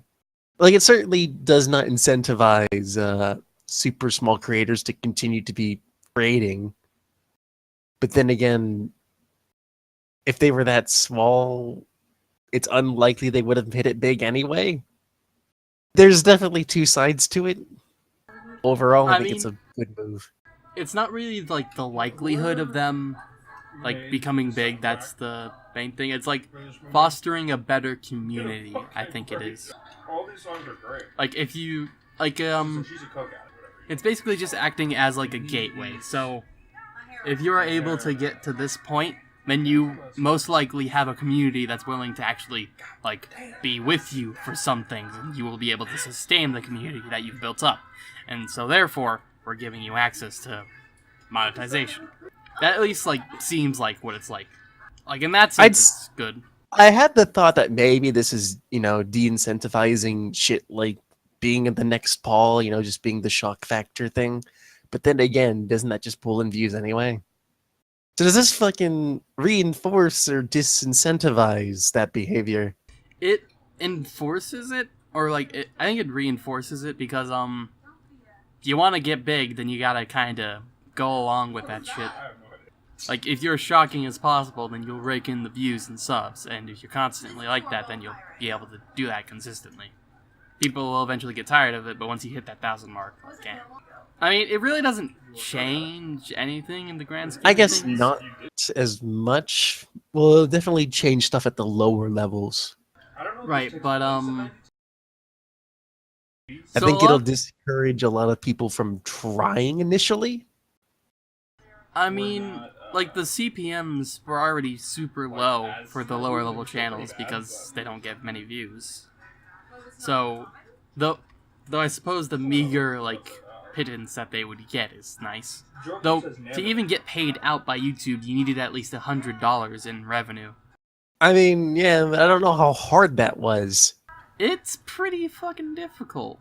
I don't know. Like, I fucking, for a very short amount of time, to test up the system, I monetized the video, and I don't fucking pull views for shit. I made 11 cents. And it surprised me how much I made. Because 11 cents is a lot when you pull in, like, no more than 6 views. I was very confused on how that happened. If it was a YouTube Red, then potentially... This is before YouTube Red, I think. Do you still have access to that page at all, or no? AdSense? Probably. I haven't looked at it in years. I can look that up. Fucking... Like, there's supposed to be a breakdown of each, like, video and what it's made. Though, if you get kicked out, I don't know if it stays there. I mean, the whole thing hasn't come into effect yet. Like, it's not till, like, the 20th? Or 20th of next month? I forget which. Alright, so Lifetime, I've apparently gotten 74 cents off my videos. See? Say again? And you pull in, like, how many views in total? Total views is 7,476. However, most of that income is coming from a few videos, it seems. How are you guys checking this? Fuck if I know. If you go to Creator Studio and then Analytics and you go to Lifetime, it'll show, like, the revenue that you've gotten from different things. I'm gonna check mine. Like, for instance, I've gotten 73 cents from just regular ad revenue, and then 2 cents from YouTube Red revenue. So 30 cents of it has come from a Gawain and the Green Knight summary that I did, and that has about 300 views. Mine comes from, let's see, if this is the most... Mine comes from a Dota video I made, which has, like, 6,500 views. Oh, that wasn't even half of it. It came from small miscellaneous sources, weirdly. One of the podcasts has given me 11 cents, and that was from 38 views. See? Isn't that weird? I mean, there's a lot of things that change what you actually get from it. Like, for instance, like if someone's using an ad blocker, you don't get any revenue from that, so on and so forth. Yeah, yeah. Where do I go for analytics? So you go to Creator Studio. It's a button. It just says there's a section called Analytics. You just click on you click on Analytics. So you click on your little like profile picture. I'm already at Analytics, but where does it say like? It should be under revenue. Total your estimated revenue. You can just click that and then press C lifetime activity. That's only if you fucking did the whole AdSense thing too. Like, right, I know like, Ian struggled with that for years. He never did it. That may explain why I don't have that. Yeah, you have to fucking partner into it. If you never I've set it sensed up, like then. what sucks is you have to whenever you fucking do partner, you have to manually turn off every video to be monetized. Like I didn't want to fucking do it anymore, and if I forget it, it's just like, oh well, fucking there's ads now. I'm like, fuck, doesn't help me at this level. Don't want them. That's all happening, but soon enough we'll all be booted out of that system anyway. Yeah, so it really doesn't matter. In any case, Maybe it's... they'll pay me out my 11 cents. No, they probably won't. Well, I mean, that was the point of topics. Like, well, what's going to happen to the people that have, under $100 right now? Like, let's say you have $99 by the date. What happens to that money? They get shafted, or I'm hoping that YouTube will do something about, like, okay, if you have above, say, $5, yeah, like $5 seems reasonable. We'll pay you out, because like the transaction fee alone is going to be like 50 cents. Yeah. I found another way to find out for me. What's up? Well, I remembered about the website Social Blade. I was going to say, but I wasn't sure if that actually worked. Estimated monthly earning for me is $1 to $23. That's pretty good. Estimate yearly earnings $17 to $270. I mean, for just randomly doing things you like, that's another fucking game you can buy. So why not? Yeah, that's what I'm thinking of right now. And you've at least got you've got yourself a niche market, so you've got your own fucking shtick. Random fucking GameCube, Game Gear, Super Sentai, SpongeBob SquarePants video games. Minus the SpongeBob. SpongeBob games are great. I haven't played any of them, but I'm just not a fan of SpongeBob, to be honest. Yeah, I mean, fucking no one really is when they're past the childhood, but the fucking Battle for Bikini Bottom games are actually fairly entertaining, at least with nostalgia-tinted glasses, otherwise known as rose-tinted. Actually, there's a video I'm curious. Way, it's fucking my week, isn't it? Let's see if we can rail back this conversation. Fucking YouTube, Gate, PLG, editing. Yeah, that was it. So yeah, just basically, I'm going to be working more in D&D. I'm going to be working more on editing stuff. Guys, there's some things I want to stream. I don't know if I'm going to. Got to continue Dragon's Dogma. Catacomb Kids would be fun to stream. Tarkov would be fun to stream, despite the fact that I really can't do anything in that game because I'm super afraid to lose everything. Well, holy shit. What's up? I have quite a bit of videos that's actually over 1,000 views. Yeah, niche market. You'll get views from people who are curious. The highest is 17.2k views. Whoa. Did you not know that, Mega? Well, I knew that video actually had a lot of views. I just didn't know it went up. And the estimate earnings for that is $9 to $69. Oof. You're making the big bucks here.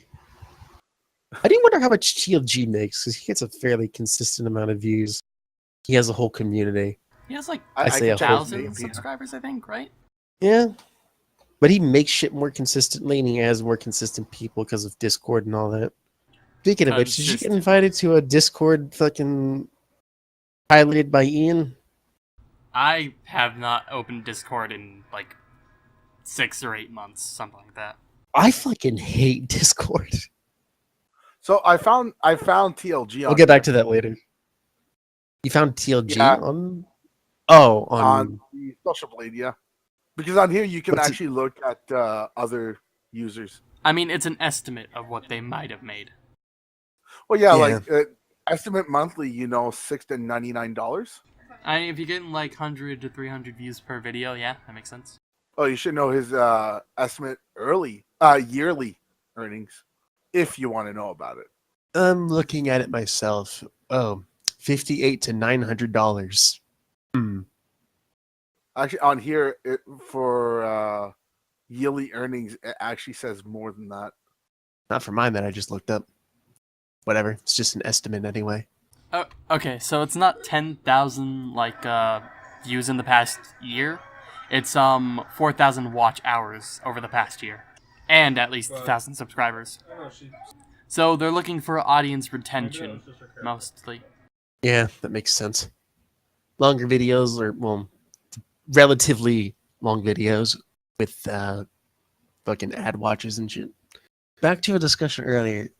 Fucking, you haven't opened Discord in years. I dislike Discord a lot. Fucking, I've been using Discord for the past few months with all of like TLG shit being part of like the animation project and some other things, as well as Ian's thing now. I gotta say, I cannot follow Discord for a fucking second. Like, conversations that happened in Discord are just like, I'm looking at words that do not connect to each other, and that's it. Have you ever tried to follow a conversation in Discord? Yes, the Yes, only I reason I used Discord was for the raid school bus. There was a community for Warframe where you're like, hey, do raids. Here's a group for raids. That's basically where all the raiders went. And so Do that for a lot of I did games. raids. And so I tried to follow conversations, but like I would like scroll all the way back up to try and find the beginning of the conversation and go from there. Though most of the time that didn't work. Yep. Since a lot of the times people are in a group, they talk in there, and then that transfers over to general chat or whatever. And then also, the only other times I actually like read through like what was on the Discord was when I went to the ban pages, because those were always fun to read. Like The band page? Yeah, like people who have been banned from Raid School Bus. I think that's specific to that just Warframe Raid School Bus, but yeah, alright. It's fun, like, looking at what people did and what they tried to do to get around the bans and whatnot. Fun times. Anything notable? One person attempted to, like, get around a ban by making a second account and then using that. However, he failed to realize that people remembered what his voice was like, and so people were like, wait, you've been here before, and then they banned him. And then he tried this again with another account, but then he was being belligerent, and then he let it slip back that he was another guy, and then they banned him again. And then I don't know if he ever came back or not. Changed his accent. It's possible. Voice training tools. Yeah, but fucking trying to follow anything in Discord is an absolute nightmare. And then you fucking throw on inside jokes and fucking not knowing whether or not people are serious when they say things or not, because you can't gauge their personality because they're basically all strangers. Makes for a horrible fucking social app. I'd imagine it'd be fine if it was just a fucking group of fucking friends, but trying to do one to a public thing? Ugh. And I don't like the layout as much. Discourse is nice. Probably because we're used to it, mainly. Yeah, but it's a lot cleaner, and it has built-in Twitch functionality. Which admittedly came later, but still. Like, the one irk I have is that you can't get rid of the follow channels at the top. I don't mind that as much, because when I open it, I'm like, I want to watch a stream, and I want to see if people are online. So, I could see how that could be an irk. I don't mind it. Otherwise, I think it's perfectly good. The best impulse thing I've ever made to get a fucking Smite skin. That the only reason? Oh yeah, that was the only reason. Worked out great, though. I forget why I downloaded Curse, actually. Because I told you to. Did you really? Was it you? Yep. Okay. I'm like, I just have this thing, and then I told Ian to get it, because it's like, well, this will just be easy. And then everyone else just got it. I'm like, yeah, that works. And then it turned into Twitch. The upside is the Apollo skin is not worth it. Okay. Fuck. Why'd I do that? Curse, it's probably better than Skype. Oh no, it's way better than Skype. Fuck We- Skype. There's a server and everything. What? For Skype? No, for Curse. I don't know how Skype works. I know I've used it and it was awful. I think it's, you can make group chats and whatnot, but Discourse has that same thing now, so, Yeah. I don't keep think- track of the hierarchy of fucking voice communication apps, but I think this is pretty up there. Yeah, I think, Skype has the ability to, like, call landlines and whatnot, but otherwise, The Monster Hunter beta is out. for PC? I have no fucking clue. All I know is it's really high on Twitch right now. Yeah, because Monster Hunter is fucking fantastic.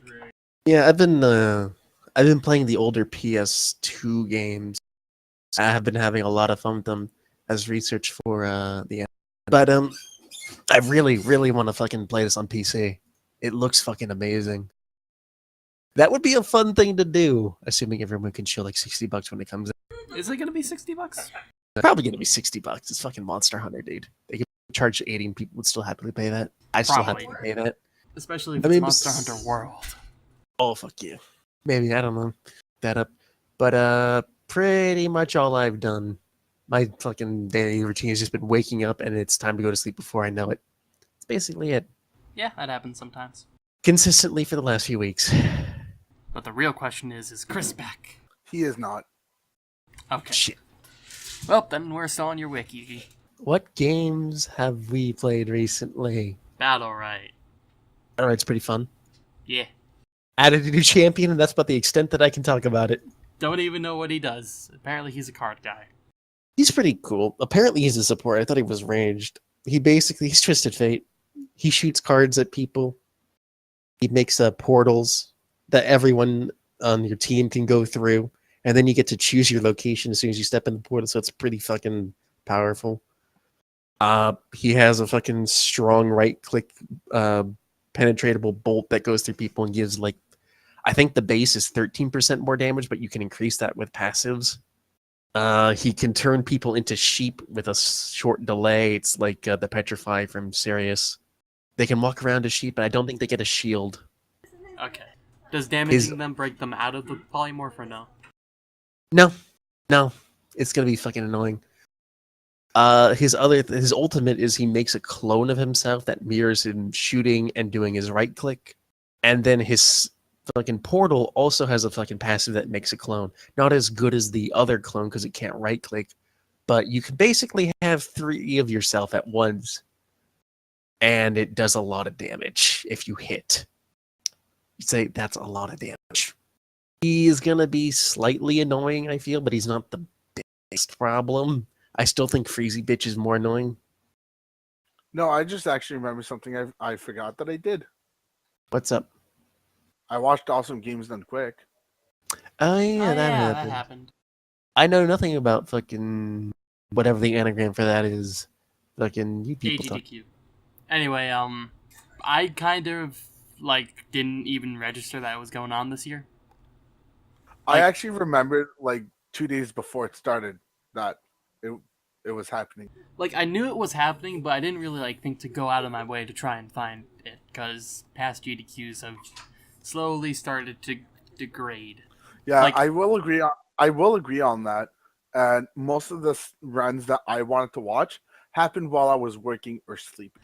I went back and looked up a list of the best runs from this GDQ, and I was like, okay, I'll watch the top 3. I watched the top 3. They weren't. I mean, they were okay, but they're not like the ones in the past where you full on laughter or really interested or whatnot. What was the top 3 that you watched then? It was Super Mario 3D World, Skyrim, and what was the last one? I don't even remember. But 3D World and Skyrim were the 2 big ones. Okay. How do you fucking see Skyrim? So there's this trick called the tilting, where you get on a horse, you tilt it over an edge, and then you gain a shit ton of speed. However, this speed doesn't go away when you load into a new save or a different save. So they would set up the glitch and then just come back to it whenever they would need to travel a very far away. And the thing is, the final boss is scaled to your level, apparently. It's a bitch. So it's the lower, a bitch. So the lower your level, the more damage that you'll actually deal to it because it scales with your level. Alduin the World Eater is an absolute fucking fail of a lizard. And so you get these 2 swords, or you get a sword called Dragonbane, and then you duplicate that with a glitch. You grab those 2, you use the glitch to move around really fast and get all the main checkpoints done, and then you fight Alduin, you kill him, that's it. It was fun to watch him speed around at zoom speeds, which is nice. Yeah, that was fun. I will admit that. What runs did you watch, Mega? Well, I know the runs that I wanted to watch that are up on YouTube now. I watched the Mega Man 1-3 relay race. I watched. They actually had a donation incentive to speedrun Superman 64, which they met, and that run was interesting to watch because of all the glitches. Did they have a glitch to make all the rings be in a straight line? Actually, they play a little bit with that. Looks like depending on the difficulty, there are no rings. You just fly to where you need to go. Oh. Which is actually something I didn't know. Neither did I. They met another one to actually speedrun a ROM hack, which is actually fun to watch. I watched the Legend of Zelda: A Link to the Past randomizer, which the commentary on that one was actually like really, really funny. I haven't watched the Mega Man X games that they did yet. I don't remember the other games I watched for some reason. Not that memorable. Oh, Chris is back. And he has been unmuted. Chris. Oh, Iggy, I also want to mention that probably after I'm done with Lego Pirates of the Caribbean or one of the other games I'm playing, I might actually jump into Dark Souls. I had a feeling that's where you were going. And I gotta say, just good luck. You'll need the internet a lot. Oh, trust me, I know. I've kind of What been... are you playing it on? 360? Yeah. But good luck. You'll have a harder time in Blighttown than I think the PC will. Wait, what do you mean harder time than the PC? I don't remember how the fucking Xbox handled Blighttown. I mean, the game in 360 must have been locked at 30, so maybe you won't have a problem, or maybe the thing will still eat shit. I don't know. Either way, no one likes Blighttown. You won't like Blighttown. Good luck. Alrighty. Good luck. I'll probably let you know when I start playing it. There's no way you'd be able to like just fucking... Well, you could, but it'd be really hard for you to just like sit down and finish that game. Oh no, I'm not gonna play like all at once. I'm gonna take breaks. Trust me. Have to take a lot of breaks. I suggest you probably play fucking other things if you want to before you fucking try to beat this game, because if you fucking do it and then leave for a long time, you'll have absolutely confused on where you are unless you've like used a walkthrough. Well, here's the thing. I did play the game a little bit when I first got it to see like if the game works and stuff. So I didn't get far, so I don't mind starting like a new game. Hell, I think when I actually tried it, I picked to play as a thief. Not the worst. The worst you could have done was depraved. Kind of. Yeah, I'm probably not going to do that. Start with a loincloth and a fucking club, and that's it. The only thing you have to remember in this game, the only thing at all, is just never put any stats into resistance, because it actually does nothing. See, that I did not know.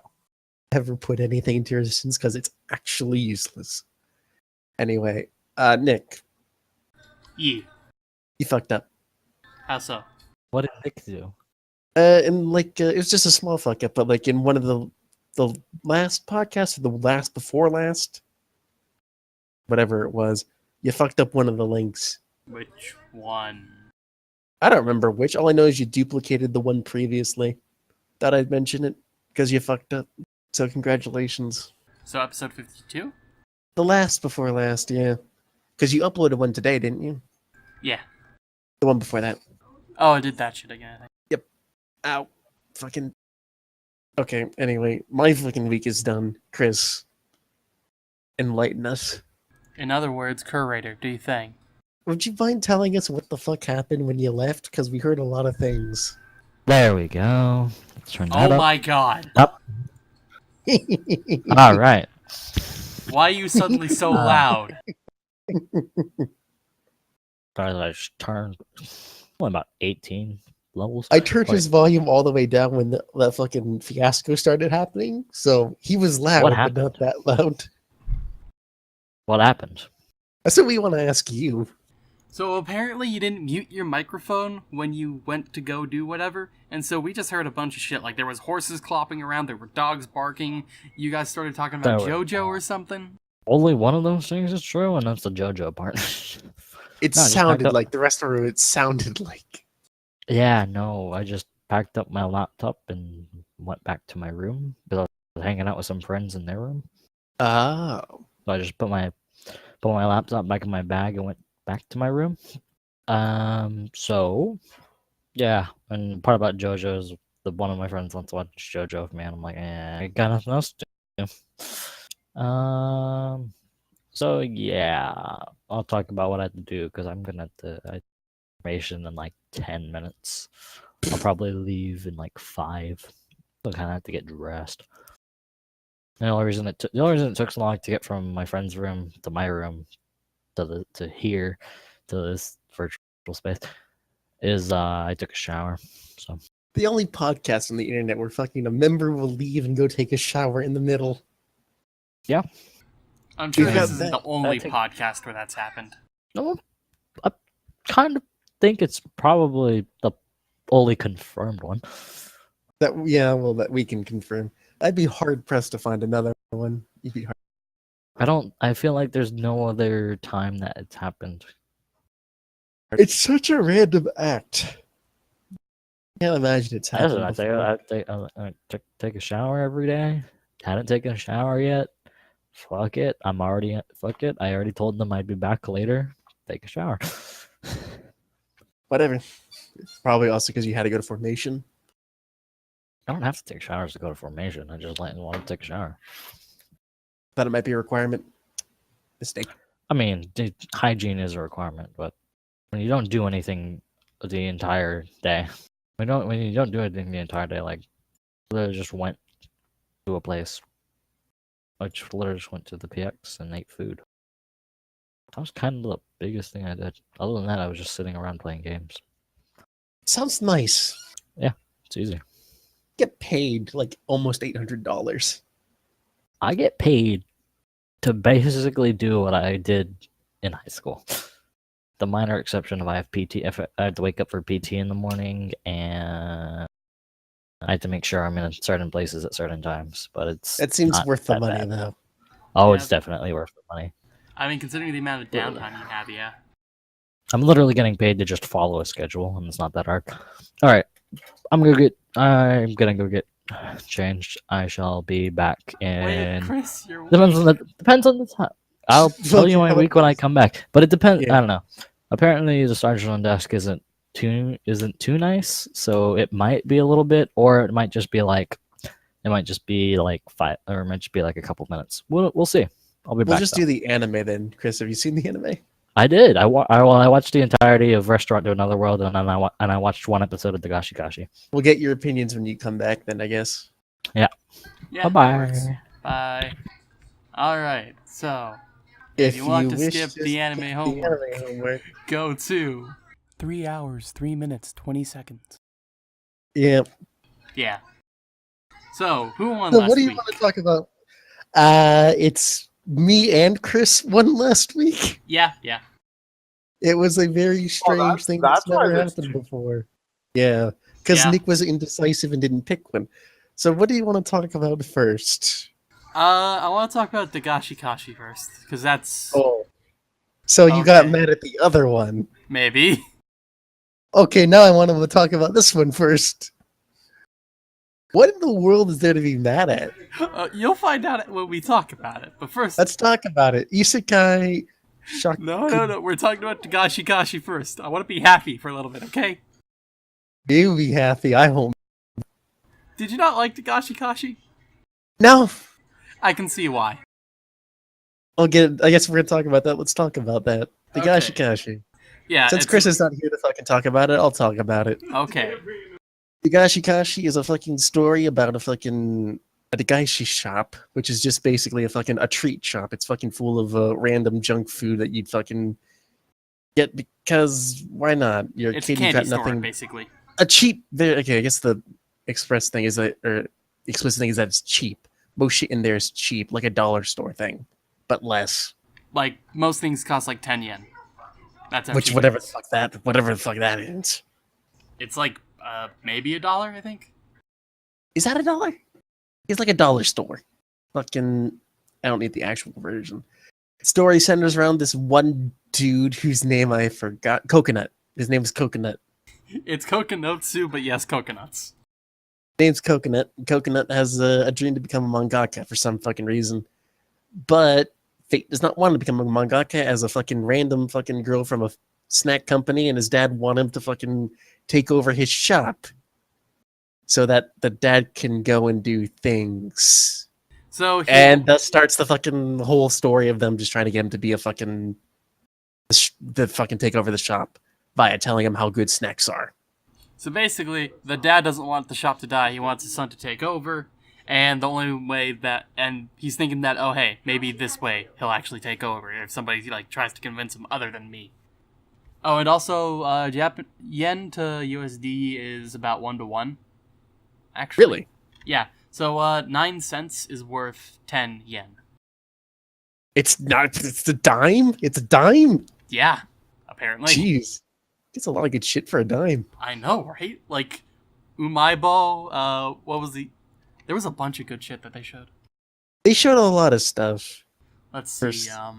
But it's not exactly important what they show. Kinokobo.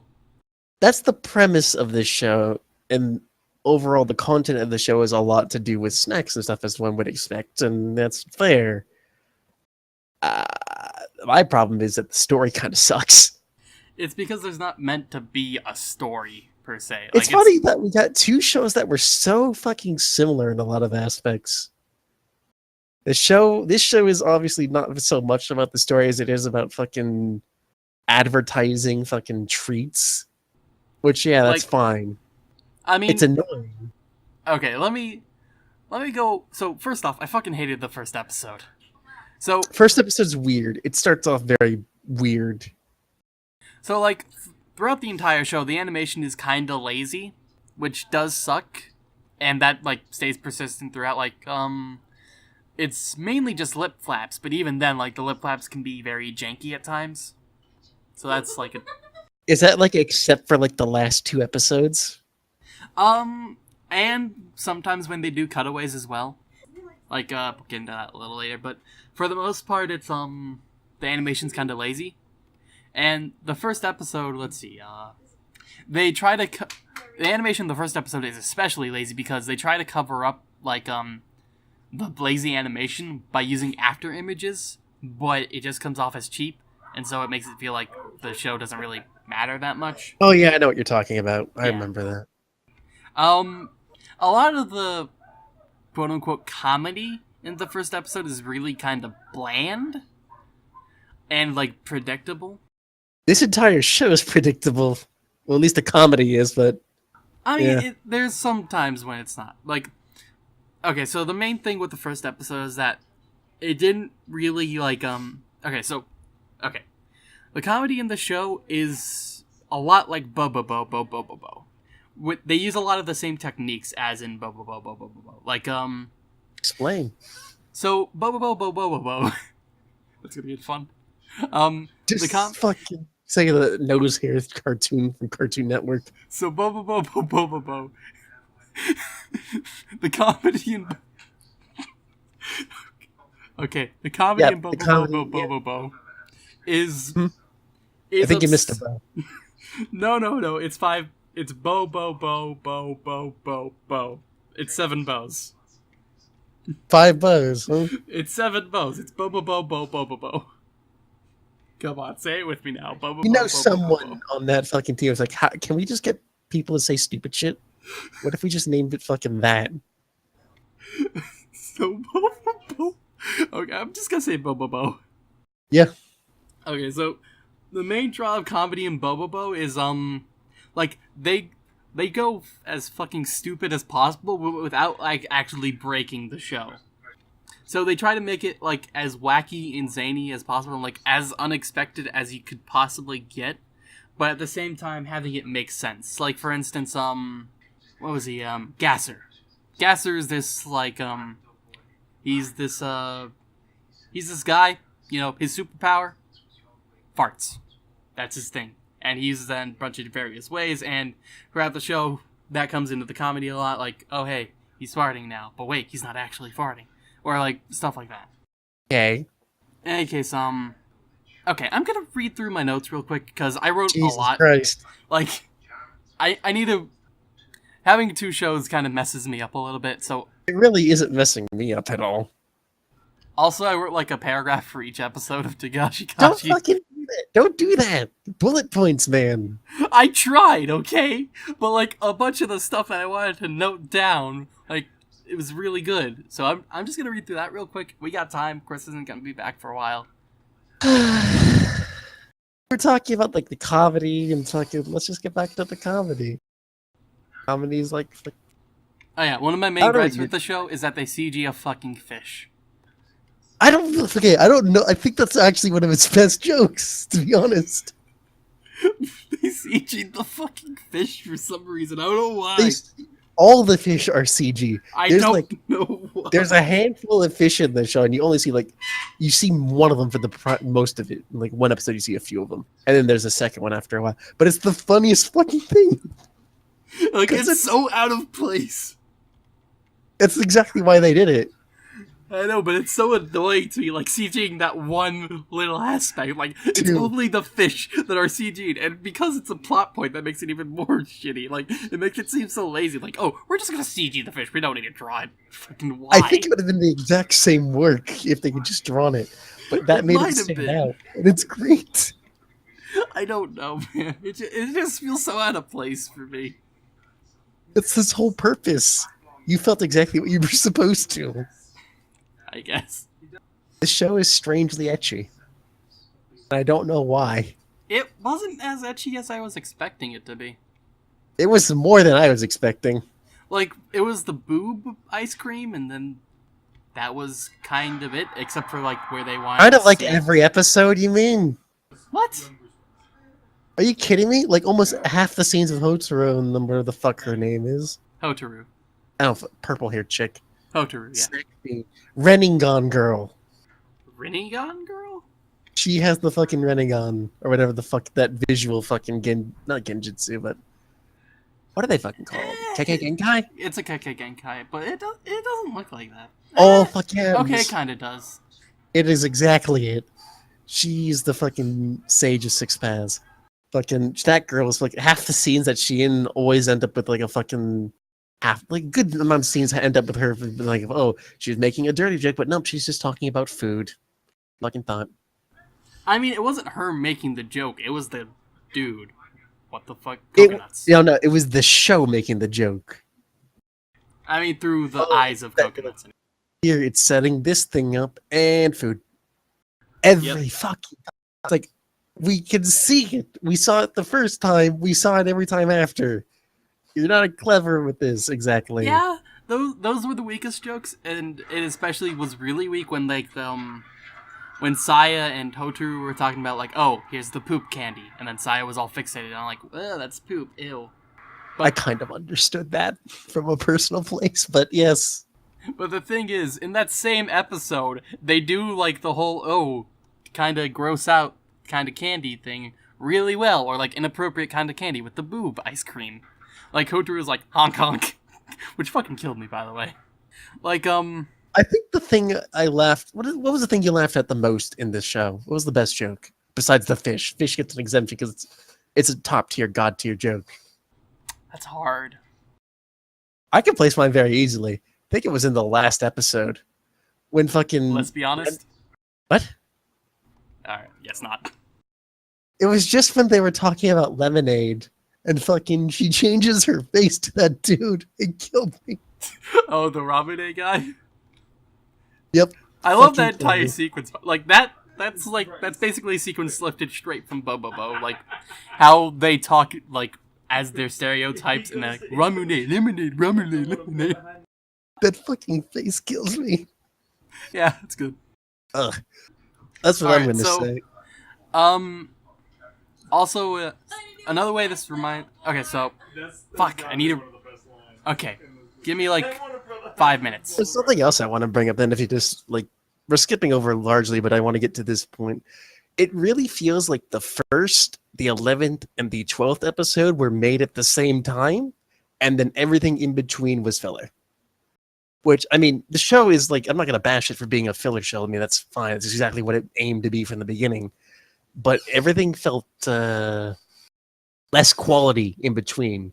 Like, it seemed like the first and the 11th and 12th episode were given the only... No, they were given the only story content. And then the rest was just basically advertising. That's mostly true, but a lot of the middle episodes have a lot of character development in them. Like what? Like with Saya and what's his coconuts. Like whenever they start going into their relationship, it actually like goes pretty deep. Like for instance, like it's gonna fucking happen. That's not happening. It's not about whether it's gonna happen or not. It's about like whether they develop the characters or not, which they do. I guess so. You've got in a meaningful way too. Like we learned that coconuts isn't, or no, I think it's better off with Hotaru. Like we learned that Hotaru. You learned they all thirsty as fuck. We learned that Hotaru isn't just all about candy. Like, she cares about other things. She does other things. Like, during the festival, she, like, is a master... What is it called? Like, where she, carves out... There's a fucking, like, thing. it's this, like, weird, like, soft candy block that you carve pictures into. And if you do it right, you fucking win money, depending on the complexity of it. Like, we learned that she's also a master carver. Like, But here's the thing. She does shit that's associated with snacks, and that's it. That was associated with the snack, because that's a food thing. True. She literally is only about food, which is a very weird character. Like, while it is related, it's not like that's not the main focus of that scene. The main focus of that scene is to show that she is not all about candy. Like, sure, it might be related to candy, but she's also good at other things. That's exactly why it happened. I'm pretty sure that's why she said it happened. Because it had to do with fucking Daigashi or fucking food. Daigashi, but whatever. How does she not have diabetes? I don't know. Strong immune, strong black. What is it? Liver? I think it's liver. I don't know what the fuck that's or kidney, maybe. I don't know. It's where we produce insulin or whatever. Oh yeah, real quick. Did you watch Dub or Sub? Sub. Okay. What's the dub like? Dub is fantastic aside from the first episode. Truly. Yeah. Like, the first episode's, like, kind of, like, bad all around. It's, like... Okay, here's what it is. So, the comedy in the show, the comedy in the show takes its scenes, like, far, but the first episode didn't take the scenes far enough. Like, in the second episode, they go on with Fue Ramune, and Hotaru talks about, like, the history of Fue Ramune, and does a cutaway to, like, this, like... animate Fue Ramune and how it's trying to whistle, and then it eventually... I thought that was the first episode. No, that was not the first episode. I have it written down. It was in the second episode. All right then. Anyway, so it goes off into this entire tangent about how Fue Ramune was like this whole thing, and then eventually the Fue Ramune is able to whistle itself. Which it's its own stupid story, which doesn't happen much. Like those cutaway scenes and being able to take to keep going with a joke instead of just dropping it. That's where, like, that's the main thing that it takes from, like, shows like Bobobo, where it needs to, like, the first episode didn't advance the, jokes far enough to be funny. It just kind of drops them, like, in favor of just going for, like, introducing the characters and whatnot. I don't know if I said it earlier, but most jokes in this thing are very predictable, and because of that, they aren't that funny. But those cutaway things are the best ones, but I can only really name two more besides that Ramune one. Which are the lemonade and... The lemonade and the fucking pop rock one. Yeah. That's another thing. Like, where they give the faces to inanimate objects and have those move around. Those are... Also, like, face ulcers do not work like that. They do, I know. as far as I know, they don't blow your face up. Especially to that degree. Like, I could see a little bit of swelling, but that much? Yeah. No. I have those things fairly consistently, although not recently. They never did that. Ever. Just hurt like a bitch. She had was mouth cancer, which is largely disturbing, because I looked up ulcers just to be sure they don't do that. Found shit on mouth cancer, and it was... Ooh. So, there was a lot of... Okay, back to the voice actors real quick. Hotaru's voice actor is fantastic in that she's able to give a good mix of, like, devilish intent and funny laughter, and her high and mightiness and her depression as well. Like, she's able to display a wide range of emotions. Very nice. And her delivery is also spot on, to the point where, like, for Hotaru's explanations to, like, really sell and be funny, you need the voice actor to, like, double up on that. Which she does in spades, so that's good. There's also a lot of, like, little attentions to detail in the writing. Like, for instance, Saya, not that into Daigashi, and so instead she calls it candy for, like, the first half of the show. But then after she, like, starts remembering all the, different things that she's done with, coconuts and, like, all the good times she's had with Daigashi, she starts calling it Daigashi instead. Which is a nice little attention to detail there. The music is serviceable, but nothing special. It's just, there. I don't remember any of the music. Yeah. Fucking... That was the dad's voice in the English dub. It was fine. Like, the highlights for me were Coconuts, Saya, Toe, and, So the main characters. Yeah. Like, Yo's not that much in there. Yeah, so. that's a thing, isn't it? What? One of the things that's really weird about this show is that fucking Coconuts, Sage of Six Paths, Saya, Toe, and Yo are the only characters in the show.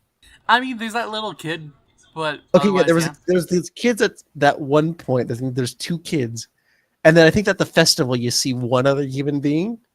But besides that, for the majority of the show, there is no one. There's no one in that town. That is a ghost town. I mean, it's a small rural town that has barely any residents. No one's there. Yeah. It's like, I'm sure those are spirits living there or something. They're like dead and trying to fucking migrate to the afterlife. They're just haunting there or something. It's my headcanon anyway. So when you talk about how, like, most of the show is just an advertisement for candy, it gets a little annoying. I like that part of the show. I can understand why you would like that part. And I kind of like certain parts of it as well. It's just that after a while, I got this show bored me to death, because it's after a while you just kind of get bored being talked to like how this is a cool thing and the history behind it. But if you're really into like food and candy and you want to fucking know more, it's great. And even if you don't really like know anything about candy or dagashi or whatever, they still make really interesting conversations about like the history of it and like how to eat it and all the different techniques. Sometimes. I found that aside from like the poo party thing, it was fairly consistent in its like poo party and like they have a wide range of skits for every single one of the foods. Yeah. Like sometimes it's simply like we're just gonna talk about and eat this food. Sometimes they do a whole fucking thing about it, like with the Fue Ranamane. Sometimes they have like a weird impromptu race because they're eating this caramel and it really all doesn't make that much sense and it's not that entertaining. Okay, so for that one, I found like, yeah, but for like the ending to that joke is predictable as hell. Like obviously Saya's gonna find the book and then bash Coconuts over the head with it.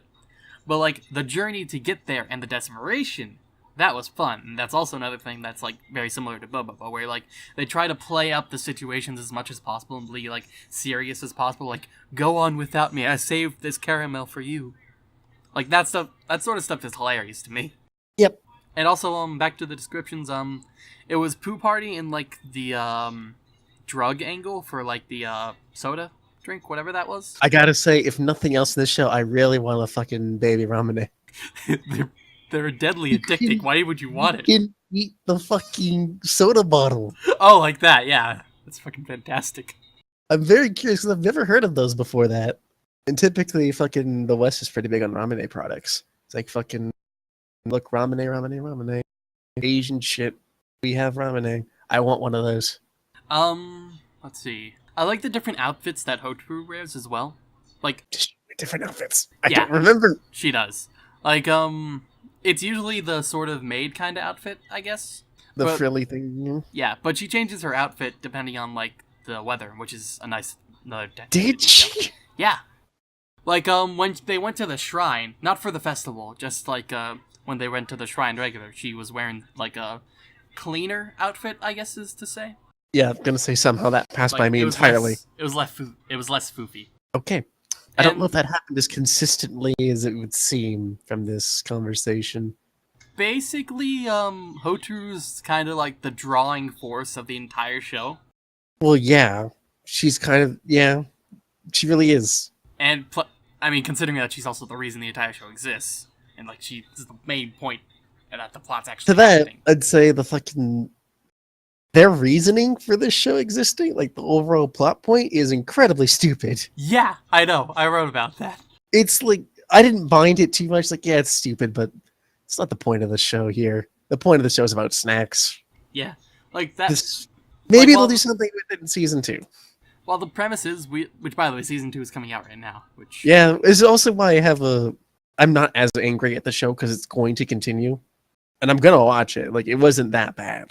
If it's just more of the same, I'll be disappointed, but if they improve something, maybe it'll be good. I guess, for the main premise sort of thing, I can kind of see it working if, like from a traditional, like, Japanese sort of sense. Well, otherwise, it's kind of stupid. It makes no sense, like, oh, we just want someone who's, like, the epitome of a familiar face. So just go get someone else. Like any other Dagashi shop. Literally anyone. And then you're gonna leave it, like, how old are they? Like they seem to look older than they actually are. I thought it was the opposite. I thought they looked younger than they were. Like, I think... Oh, you know, that, yeah. Yeah, like, I think Hotaru's probably, like, 18, at least. I don't know. Wait. Like, from the way she acts I and stand her, by my like, autonomy. first opinion. I think they are they look older than they actually are. I don't know, did it ever say anywhere how old they were? Nope. This is where the wiki comes in. If only. In any case, the different descriptions that she... Like, okay, so the weakest parts in the show were first episode, the poo party, the bottle ramune, which was the whole eating the... like. You thought that skit was bad? It wasn't that good, is the thing. Like, it kind of relied on, like, the drug angle, which is fine, but wasn't that good. At one point, they used the wow effect. I swear, that fucking thing is just like, there's a royalty-free pool of fucking sound effects and music that every anime pulls from. And it's just, I don't know how or where. What's going on? Still talking about the Gaishi Kaishi. Yeah, Dagashi Kashi. Also, yeah, no, they have, Okay. There's no age listed. It tells you her birthday and her sign, but nothing else. So I tried figuring out when this show actually takes place. It's fucking difficult to tell. Like, just look at what they have. What the fuck is wrong with Chris, you? that's the issue. So Toe has a Game Boy, right? Like an old school, like original Game Boy. But he also has an iPhone. Okay. So was there never an existing time slot for this to happen? And then there was also CRTs. But then there's also like high-speed trains. And so it's just mixing everything together. So I wasn't able to get like a time, especially since it's a rural type of like city. Yeah, like it's really so there's no difficult to exact time, but it's probably just generally modern day. Yeah, just modern day, but he lives in a rural town, so he doesn't have access to like everything. Yeah, like it's just a little confusing on when exactly it takes place. Because with that knowledge, it could be like 2006 or 2018. Like that's a 12-year gap. Or, you know, it could be 1990, but they just advanced in technology a lot faster to be contemporary. It really doesn't matter. Possible. Did you guys both watch all of it? Yeah. Yeah. Okay. Fucking, we anyway, didn't watch the start of the second season, though. Back to Hotaru, or Hotaru, yeah. Stage of Six Paths, yes. So, since she's such a central point in the show, she has to be, like, really good. And she is, like, whenever she was talking, I was, like, always enthused. That was partially the voice actor, but she really sold her part, so that's good. All the little, like, details when she's talking about things is also really nice, like, how she talks with, like, a doggish tone instead. Like, for instance, instead of saying, what the fuck, she says, what the fooey? And other such candy puns. So Toe is a character? Toe is a character. He can be okay, but he's not that prevalent, so he doesn't matter that much in the show. Like, he's also part of, like, probably one of the weakest skits, which is the, fortune-telling candy.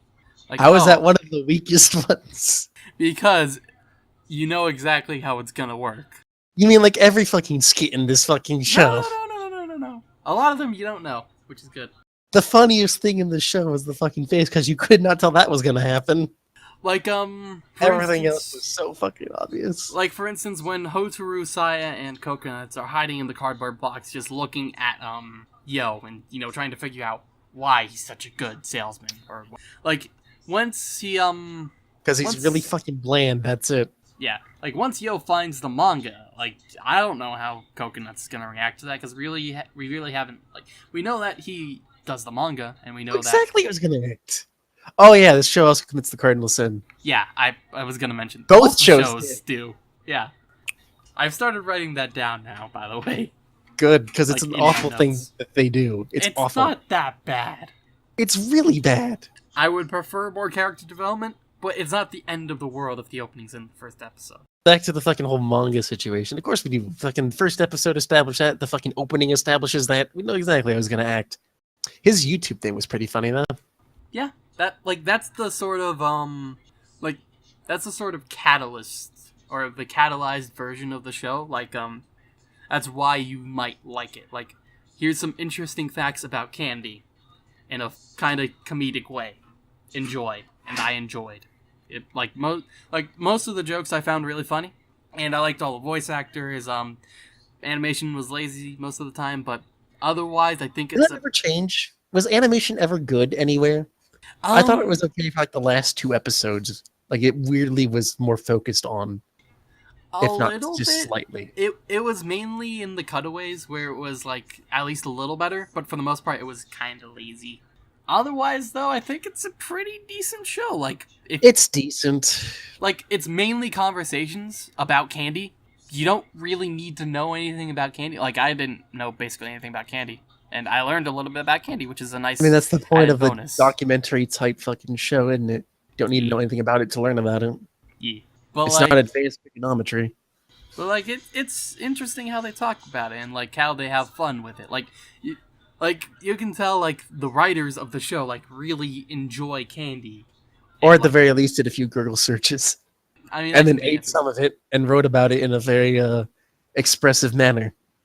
I mean, there's also all the different ways that they talk about how to eat it as well. Like, they go into great detail and you could probably fucking talk about how to, especially if you're being paid for it, you can find fucking 20 ways to eat a Snickers. Number 13 will shock you. Of course. What BuzzFeed does for a living. But from, like, a character perspective, it's really engaging to have them talk about all the different ways that they eat their candy. And, like, actually watching them eat the candy with those techniques. Like, probably the moment in the show that pissed me off the most was, Fish? No. I mean, fish, yeah, but... There's this... In episode 2, they eat kinakobo, and they do a bunch of different techniques for eating the kinakobo. Is that the fucking weird flaky thing on a stick? Yeah, that makes dust go everywhere. And like how it got on their boobs and whatnot. So the best part about those techniques is that you actually get to see them eating in those techniques. However, they didn't actually show that technique when she ate the kinakobo. Like, she did this technique where she like held it above her head and then ate it that way, but they didn't actually show it with all the crumbs getting everywhere. Like, that was the main point of lazy animation for me, where they just like showed a behind shot of her instead of actually showing her eating the fucking kinakobo. Yeah. But otherwise, though, conversation's great. I love the voice acting, and in the dub, I don't know about the sub, but like that's fine too. Like the dub really sold it, so I give it like a 7 out of 10. It's really good.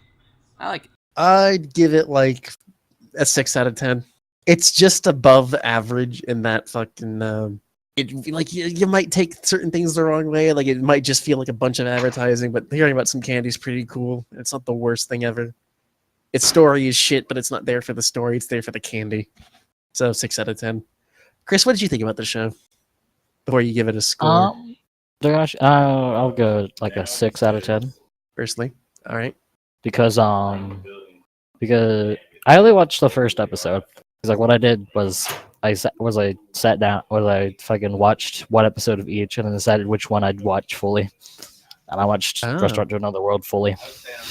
Hadn't you previously? And I was gonna watch more Dogashikashi, but you know, it's now. I'll probably watch more anyways because it looked okay. But yeah, it's okay. And there's a second season currently coming out. So, oh, cool. Yeah, it looked okay, and I was like, might as well. It's just Restaurant to Another World was like more interesting, and I just wanted to watch it more. I'd agree. But do you not like Restaurant to Another World? So, Mega, what do you think about Takashi? Oh, me, I enjoyed it enough to give it. Can you get closer to your microphone? I didn't notice my my mic went up, but I enjoyed it so much. I'm just gonna give it that 7. Hey, all right. So, fucking let me explain this. And I like Restaurant to Another World or Isekai Shokudo, whatever the fuck it was. Shokudo. Yeah. Gotta say, this is a pretty good show. I have absolutely no idea what in the world is making you so mad. So I'm super curious. I'm super excited about this. So, Isekai Shokudo is about a restaurant that just fucking... besides being a regular Western-style restaurant somewhere in Japan, it once a day a week on Saturday. Or no, was it Sunday or Saturday? It's Saturday. It's the Saturday. day of Saturday. Yeah. It fucking appears in several places in this other world, hence the isekai part. and certain patrons fucking come in. You learn a bit about them, and then they eat food, and that's basically the whole fucking thing. It has happened several times, and then certain other characters get added to the fucking restaurant, but so that's the basic fucking premise of the entire show. This just happens. No, that's the premise of the entire show. That's the entirety of the entire show. That's it. You don't get very many details. You don't get very, but that's other stuff. Nick, what happened? Okay, so to get to the point where I can tell you about it, I need to talk about other things first. What does that mean?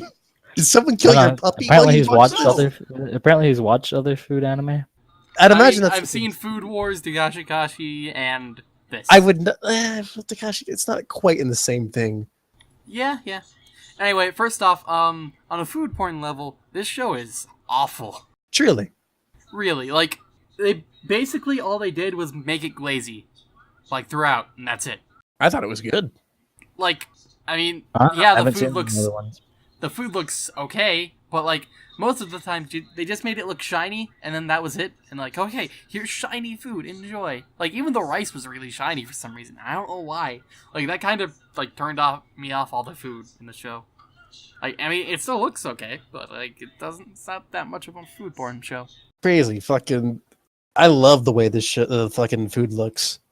Listen, most of the time I tended to watch it in my bed after lights out. I was super sad most of the time. I was eating food while I was watching it. I was sad because it's good food. I was like, I can't even get food right now. Why would this do this to me? Show made me really hungry. Like, well, this is good. I don't know. I have no fucking other experience with other things like that, but fucking the way the show presents food was absolutely phenomenal in my eyes. But continue. Okay, so next up we have the like main character himself, Chef Dude. They give like no backstory to him. Nothing. Like, he has very which little. is a good thing, I will say. They give well, that's not entirely true. They give him a bit of backstory that he's the grandson of the original proprietor of the restaurant, and also the grandson of the other person, like Yomi. Like, okay, so the main draw of the show for me was like the little, like trying to piece together who each of these people were and like why they were there. So, for instance, main Chef Dude, like most of the time I was like, it opens up pretty decently with like Dragon Lady coming in, like getting beef stew and whatnot. Like, so there's a lot of like you can infer a lot about their relationship just from that one encounter. Like, okay, they've been doing this a while. He's been doing this a long time, especially. They know each other, and like the little things throughout like that were like the main draw for me. And like whenever you would see other people in the background of the show as well. Like in the first episode, they also like bring that up. Like they show a couple different people arguing about like which food is the best, and judging by their designs, you can kind of infer like what they are and what they did, but you don't know for sure. And inferring that is until they actually like tell you explicitly was my favorite part of the show. Okay. And so then we get to the episodes where they actually start explaining like who these characters are. And those episodes are fucking awful. Cuz you want to know what they start out with? They start out with an expositional onslaught that goes on for like 2 minutes, and they just give away every little detail about them for some fucking reason. I have no idea what you're talking about. So, at the beginning of basically every episode involving a person of some sort, they give a bunch of exposition about them, like who they are, what they do, fucking everything about them, basically. Why they ended up in their current situation. And then they go into the restaurant, they eat, and then that's the entire episode, for the most part. Yeah, that's a fucking awful way to do it. Like, they could have had it be where, like, a lot of the moments in the show were fine without that exposition. Like, the exposition ruins a bunch of it. Like, for instance, Areti and the, like, sailing guy, whatever his name was. I don't remember his name. Areti was the dragon legs girl who could, like, pray to the goddess and then have dragon legs. You mean Arte? Arte, yeah, that's her name. Like, I think Aleti was the fucking the worker, the demon girl. No, that's Aleta. Aleta is the demon girl. Yeah. Anyway, Arte, like that entire opening like sequence with Arte saving Dude, that would have been perfectly fine without any exposition Like, it would have been much better without the exposition. Like, just letting the moment, like, carry it. Like, he could be talking to himself, like, no exposition, just, like, having the scene play out. And that would have been so much better than, like, oh, here's what's happening, here's what's happening, here's what's happening, here's what's happening. Like, and a lot of the times, like, what they say is very visually obvious. Like, for instance, in another episode, they detail, like, what the scales on this creature looks like, what they're doing, like, all that. And they don't need to. They can just let the show run. And then, as the viewer, you can see all this for yourself. Yeah, I don't know if that would work, though. Like, no, I defend that that would not work. There are a few points where that does not work, where, like, you need more information to actually get out of the show and have a scene make sense. But for the most part, you don't need any of that exposition. I think you're talking, like, specifically with that lizard man part. Let's just take that as an example. Though it might not be the best. Fucking, they do as a narrator to fucking explain what the character is and what's going on around it. Oh, and then, real quick before you continue, to follow up on that, like, any information that they could have in, like, that exposition, they could potentially interweave into conversation that the character has in the restaurant, and they have more interactions between each of the characters, which was also, I don't know if that like, is one of the better natural, parts of the show. It would be a lot more natural than just an expositional narrator just coming in at the beginning of each episode. Here's what it is, wah. Like, there is one specifically that wouldn't work on, and that's, oh, what the fuck was his name? I think his name was Alex. Like, Night Dude? No, it wasn't him, was it? There was one character in particular where that wouldn't work, where, like, they're, like, kind of a reserved person, and so they wouldn't actually talk about that with anyone else. But other than that, they could have, like, interweaved a lot of the, like, important information into conversations that they're having with each other, and, like, a lot of that. Instead of just having the exposition up front, which really feels like forced most of the time. I get that, they were trying to keep it, like, consistent with how the show is, like, done. Like, first half of the episode is about one character, here's the exposition for each character, and then they go into the food eating, and then they go into the next character, or it's, like, some other plot line, right? But, like, the exposition is just so bland. Like, and they explain stuff that you don't need to be explained, and they could have interweaved it, and, like, the exposition is just awful for me. I honestly don't get that. Like, I feel like, you know, it's very weird coming from me, who's, like, so much about the story, but like I said, these shows are very similar, oddly, in that the fucking show isn't too much about the story. Yeah, you might think fault in the exposition, but I thought it was fine how it just, like, from a different perspective than a usual show, kind of overviews this character, and then they eat some good-looking food. I thought it worked very well. Yeah. It's very different perspective from normal storytelling. And the exposition's kind of necessary for that. Maybe some things could have been more naturally done, but I really can't see it happening any other way than how it did. Like, it's different, but it doesn't feel like it's, like, needed. Or, like, even, like, better than the alternative. Entirely necessary. Like, certain things would have just been so much weirder had they not had exposition. Like, certain scenes just don't work without exposition. Yeah, but then they can just move that to somewhere else in the conversation. And then it wouldn't work. It wouldn't flow the same way. You're talking about, like, almost rewriting entire episodes, and it's really more theory work. Like, the exposition just feels so out of place in comparison to, like, everything else in the show. Like, the show is basically entirely character-driven. Like, everything is about the different characters that you encounter. How does exposition feel weird, then? It's kind of because it's just, like, a third-person point of view. Like, okay, here's this random guy talking about stuff. But it's kind of important to know who it is. Exposition's entirely necessary. Yeah, but figuring out who it is, and they kind of, like... That's super hard. They try to set up that you're supposed to, like, figure out what each of these people are actually, like, who they are and what their background is through the first episode, with it being so vague initially. But then they don't ever deliver on that. The first episode's a lot different from every other episode, and that it was setting everything up. It showed some patrons, sure, and maybe while you did think, okay, this is how it's going to work, it's not ultimately how the show worked. The show was very much a different system than that first episode. I think you had too many different expectations. It's like, fine, just like, I get that they did it to keep it consistent throughout each episode. Like, okay, here's the formula. We're gonna stick to it. And so if somebody just wants to watch a random episode or whatnot, they can just go to it and then bam, they can easily know what's happening in the episode by just listening to the exposition. But it just feels like they could have.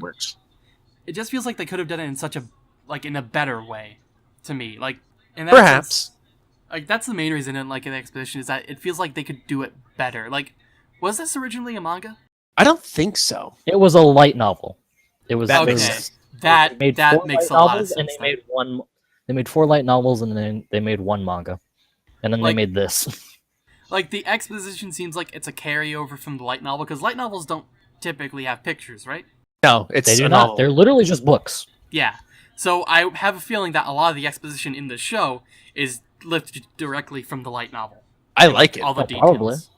I imagine that's probably true. I really like the way this fucking show's fucking exposition works and how they drew the characters. Oh yeah. Oh yeah. Just feels out of place to me. I guess. Going on from there, the other main grievance I had with the show is whenever a character started eating and they started to talk about it in their head, there was this fucking echoing effect that happened so consistently and so annoyingly that it grated on my very essence of my soul.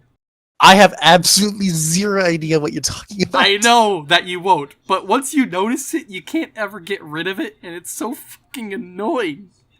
Like, Echoing effect? echoing effect, yes. Like, it worked in literally one instance where, lion dude's yelling to make it seem menacing, but that's fucking it. Every other time there was that fucking echoing effect. Like, they just slapped it on. Like, okay, they're thinking, so here's an echo effect. Bam! Oh, because they were thinking. Yeah! It's so awful! Oh, yeah, I don't mind that at all. Like, I get that they that's did okay. it because, okay, they're thinking now, herder.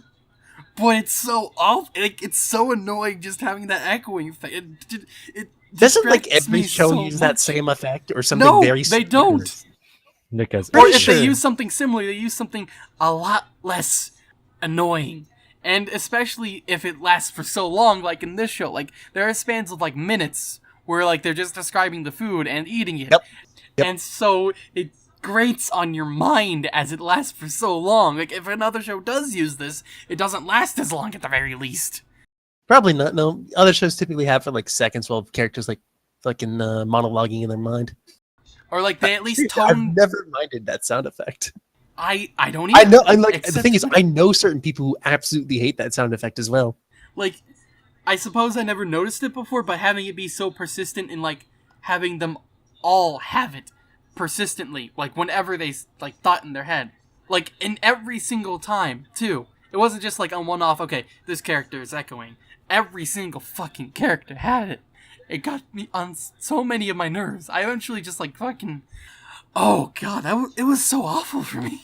Nick was It's so sad. fucking distracting. Oh, they also use the same music track. Oh, during okay, every yeah. Oh my single god, one of that's those. annoying. Yeah, That's annoying. The Yeah. music track that one triumphant track whenever they're eating the food. Yeah, that was sad.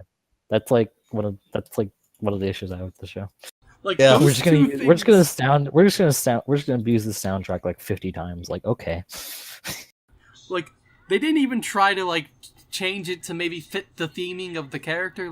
Oh, Arabian dude, maybe he'll have Arabian version of this song, or elf chick, maybe she'll have a woodwind instrument version of the song. But no, it's just same track, and those two things combined are so fucking annoying because they happen every single fucking description. That's supposed to be the best part of the show. It's the food part. God damn it. Well, I did notice the Venus thing. I didn't mind it to that extent. While we're on the topic of some negative things, there are certain bits of animation. Some animation can We're be using slightly animation? janky. That is. Some animation can be slightly janky, and then there's one specific instance that was so bad I fucking laughed for a good amount. Did you notice in the episode that had the elf for the first time that when she's running through the forest at the end of the episode, there is a fucking rabbit? There's 2 rabbits, and their fucking animation is so horrible. It's laughable. Oh my god, if you can find that somewhere, that is, once you see it, it's so awful, but it's so amazing. Okay. The other thing I noticed is the fact they did reuse animations slightly a little bit. A little bit. Or She's standing in the same place. We'll reuse this. It'll be okay. We use animations ever. There's a dub for this show, but I didn't watch it dubbed. Nick, did you? I watched the dub. Dub was fine. How was the dub? It's How fine. was the dub? Okay. Dub was fine. Like, there weren't any bad voices, but there weren't really... I mean, besides Isaiah. I don't know the actual dude's name, but, like, he has Isaiah's voice actor, and that's good. Who? Describe the food then. What did he It was episode 5. fucking... I think it's the guy that Which one is captures that? the lion dude. Oh, like just the random elf Oh, dude? the blonde dude, I the think. elf hero. Yeah, Yeah. him. I think his name was Alex? The dude who made a weirdly Alexander? typed joke. That makes sense. That sounds about right. Alexander. Like, aside from him, like, there wasn't really any emotions in the show besides, like, happiness. Like, he at least has, like, a little bit of a maniacal thing to him, or, like, fear when the Death Dragon Lady comes by, which, by the way, what the fuck is the point of her? Because look, she can't be near anyone because she'll kill them. But then, fuck it. There's a she could history have with the suppressed it. dragons, and she's a fucking Like, there's so many... living catastrophe. Essentially, there were six dragons No, in the I beginning, know. and they were just existed, and then they killed the giant thing, and that made everybody. Yeah, That was the Big Bang. yeah. That was it. So what's your Well, problem specifically? So, There's no point. There's no real reason it has to be her, at all. right. Like, It could... was a cool thing that we could do. Well, the only reason it was her is because that makes it easier for sure for the Siren episode to happen the way it did. But the thing is, There's they no could way. replace... There's literally no way the Sirens could fucking deal with her. Yeah. Like, the main issue I have with her is that she's so unimportant to everything. She's just like, okay, here's another character. Yeah, she Have came at through it. She came through in that one episode, and that was it. Yeah, Like, otherwise you could just, like, reposition each episode. Like, 1, 8, and the episode that she's in, which is, I think, 11 or 12? that's the type of show this is. Yeah. Yeah, there literally not a lot. Literally no characters really matter. Which, again, plays into that thing earlier where, like, oh, here's the exposition. Have at it. Watch it in any order you want. I quite like that though. It's like the show isn't about the characters so much. It's more of just about this is a restaurant and here's the things that go on around it. We're not going to focus on characters or specifically development within them. They're just here to eat food. That's it. You learn a bit about them and everything moves on. Yeah, but that structure is so boring, is the thing. It's not like I found that incredibly intriguing. You get a little. It was intriguing to learn just enough to care, just enough about the character to kind of care a little. Like, It was like, yeah. I think if I watched this over like a 2-week period or whatever, I would have liked it a lot more because watching each episode in sequential order like that makes it seem really samey. Like, I could see like all the formulas like, hey, okay.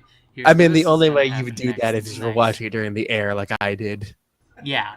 And I think that's kind of what the show is going for.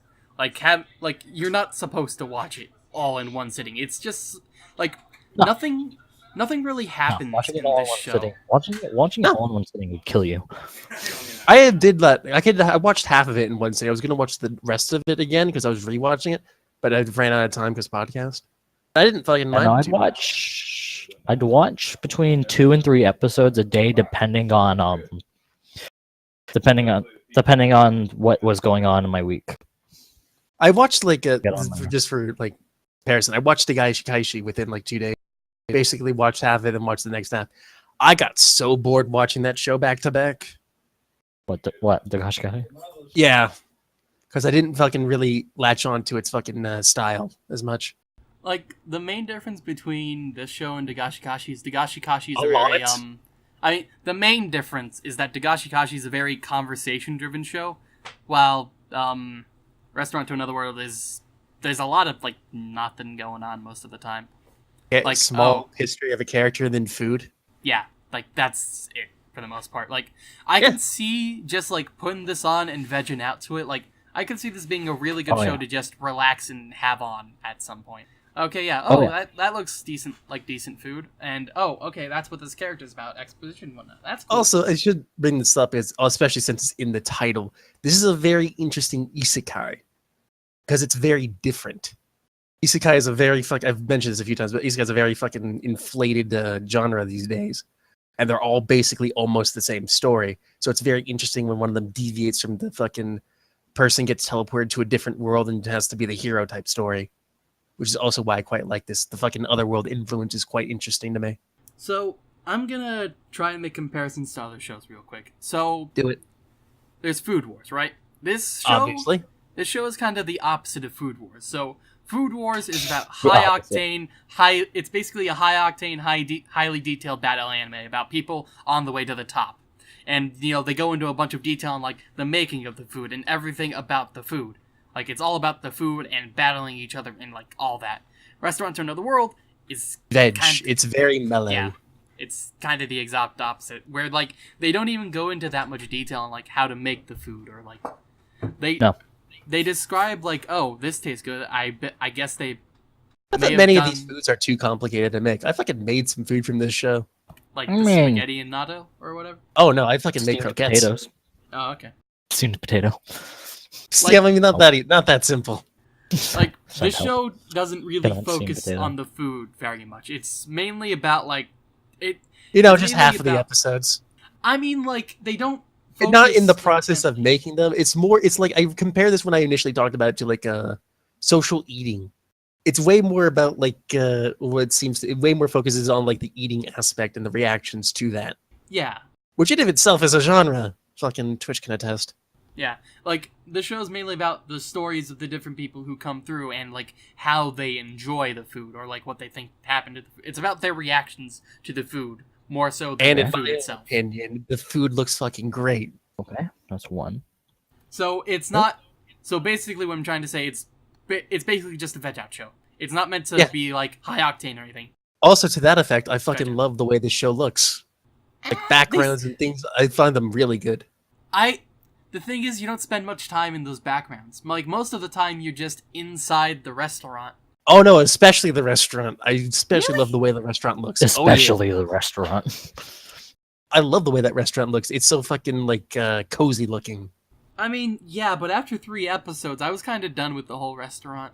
Well, I'm not done with it. And how it looks. I'm definitely not done with it. Like, I'd fucking put that thing as, like, a fucking background. The restaurant is your background now? There's a whole fucking, like, I found this out recently. There's, like, the whole fucking community dedicated to just places that look cozy. I found I really like it. Like, for the most part, it's just, like, cedar wood in the background. And that's kind of it. It's got a lot of interesting, like, good lighting. Got interesting things on the background. I just like the way it looks a lot. Like, after about episode 3 or 4, I got really bored of the background, and then by episode 5 or 6, I got, like, really bored of the same formula of, like, coming in, eating, exposition, whatnot. Like, it just got really samey really fast, which really doesn't... Like, you don't watch the show, like, back-to-back. It doesn't work that well. Probably should not. And then another show that's chill is Grimgar. Haito Gensu no Grimgar. Another isekai. Mm-hmm. So, however, very vastly different. Right. Like, in Grimgar, there's a reason there's so much, like, relaxation and, like, vegging out in that show. It's because... It made sense?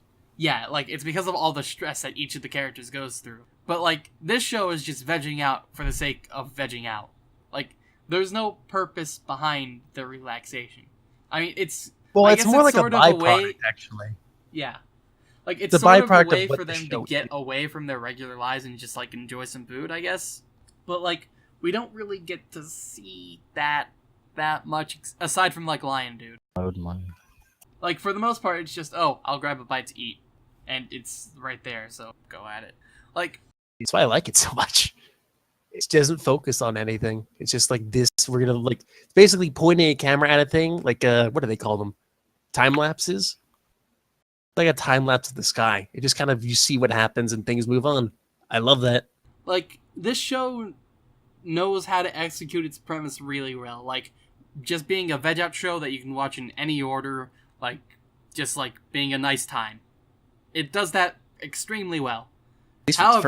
However, if you're trying to, like, get something more than that out of the show, like I was, it really starts to fall flat on its face. Like, there's not they don't give you enough details, or like they didn't like be creative enough to make it like extensively interesting. It's just a decent veg out show. Hey, you can just... That was enough to cause that reaction at the beginning of the podcast? I mean, it was just I so feel like boring to me. I thought you reached a new level. You've been madder before at other things. I know. It's just like it, like for some reason that fucking echoing got to me mainly. The echoing. Like the echoing in that same track, like especially since those are kind of like the high points, or that's what they're trying to make the high points of the episode, and then it just falls flat on its face because of the shitty audio. By the way, there's more than just that audio being shitty. Like there's a couple sound effects that are just awful and misplaced as hell.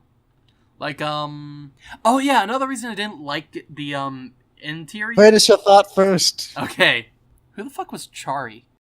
Finish your fucking thought. Oh my Okay. god. fuck is In episode 1, there was just like a bunch of drum blah sound effects, like just thrown in during the battle. Oh, that's right. It's during the battle scenes where the sound effects are fucking awful. It's because just not like a fucking battle anime. They didn't know what the fuck they Yeah. were doing. They were like, I know, but like if they're gonna include it, then may as well make it at least decent, or at least What? make the sound effects cool in some way, shape, or form. Like oh my fucking. Like Why the you sound keep effects in the making battle that? scenes were just like put, and they were also misplaced a lot. And the music for the battle scenes is awful, like extremely bad. I Like, don't recall. Like it doesn't even fit the themes of the show of just vegging out. It's like this like really rapid, like metally kind of sounding like music where it's just like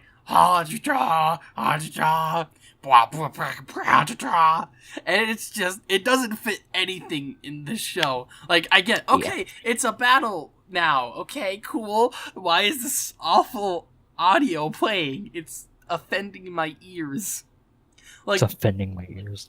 Like, for the most part, this show just lacks a lot of attention to detail when it comes to that stuff. Like, overall, it's just kind of lazy in how it's presented. Like, there's just so much that's just missing, like, that extra bit of polish. Like, these random sound effects, the music in the background. Like, they just use the same track, and then it's the same formula, and it's just... This show is way too similar to itself. This show is itself. way too similar to itself. Like, you would Can't think that... elaborate That's what that amazing. means. That's Like, an amazing. In a regular summary. show, something changes in between episodes to like set it apart. Like while it might share the same setting, it'll at least change in some way, shape, or form. Like, I've said it like 3 times. Say it again. That is exactly the point of this show. I know, but that's fucking awful. It's way too like even in those shows that are like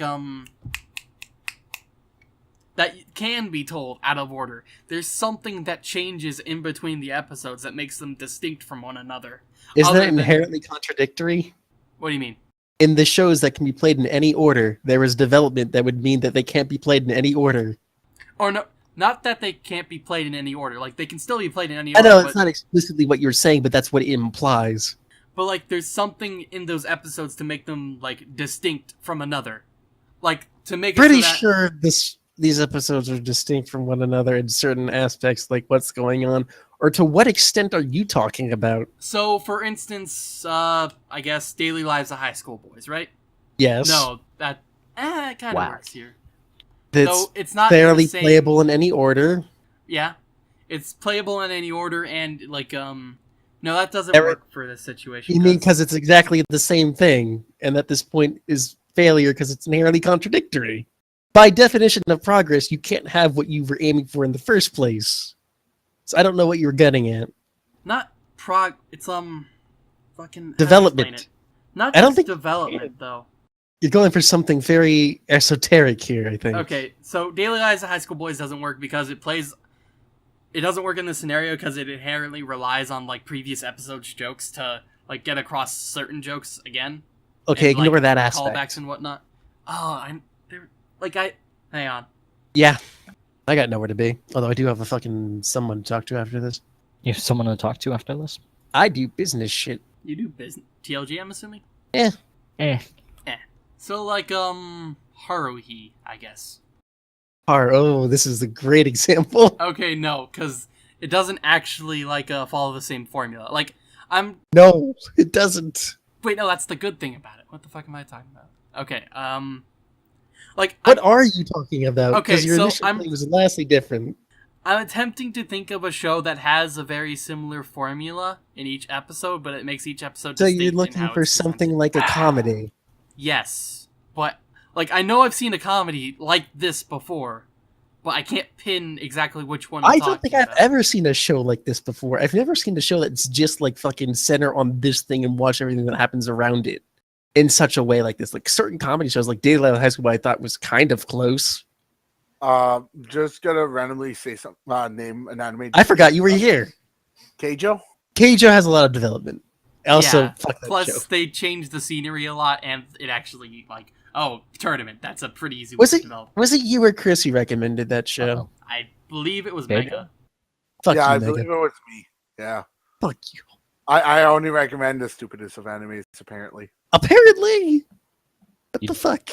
Battle Vixens, Keijo, what are you doing?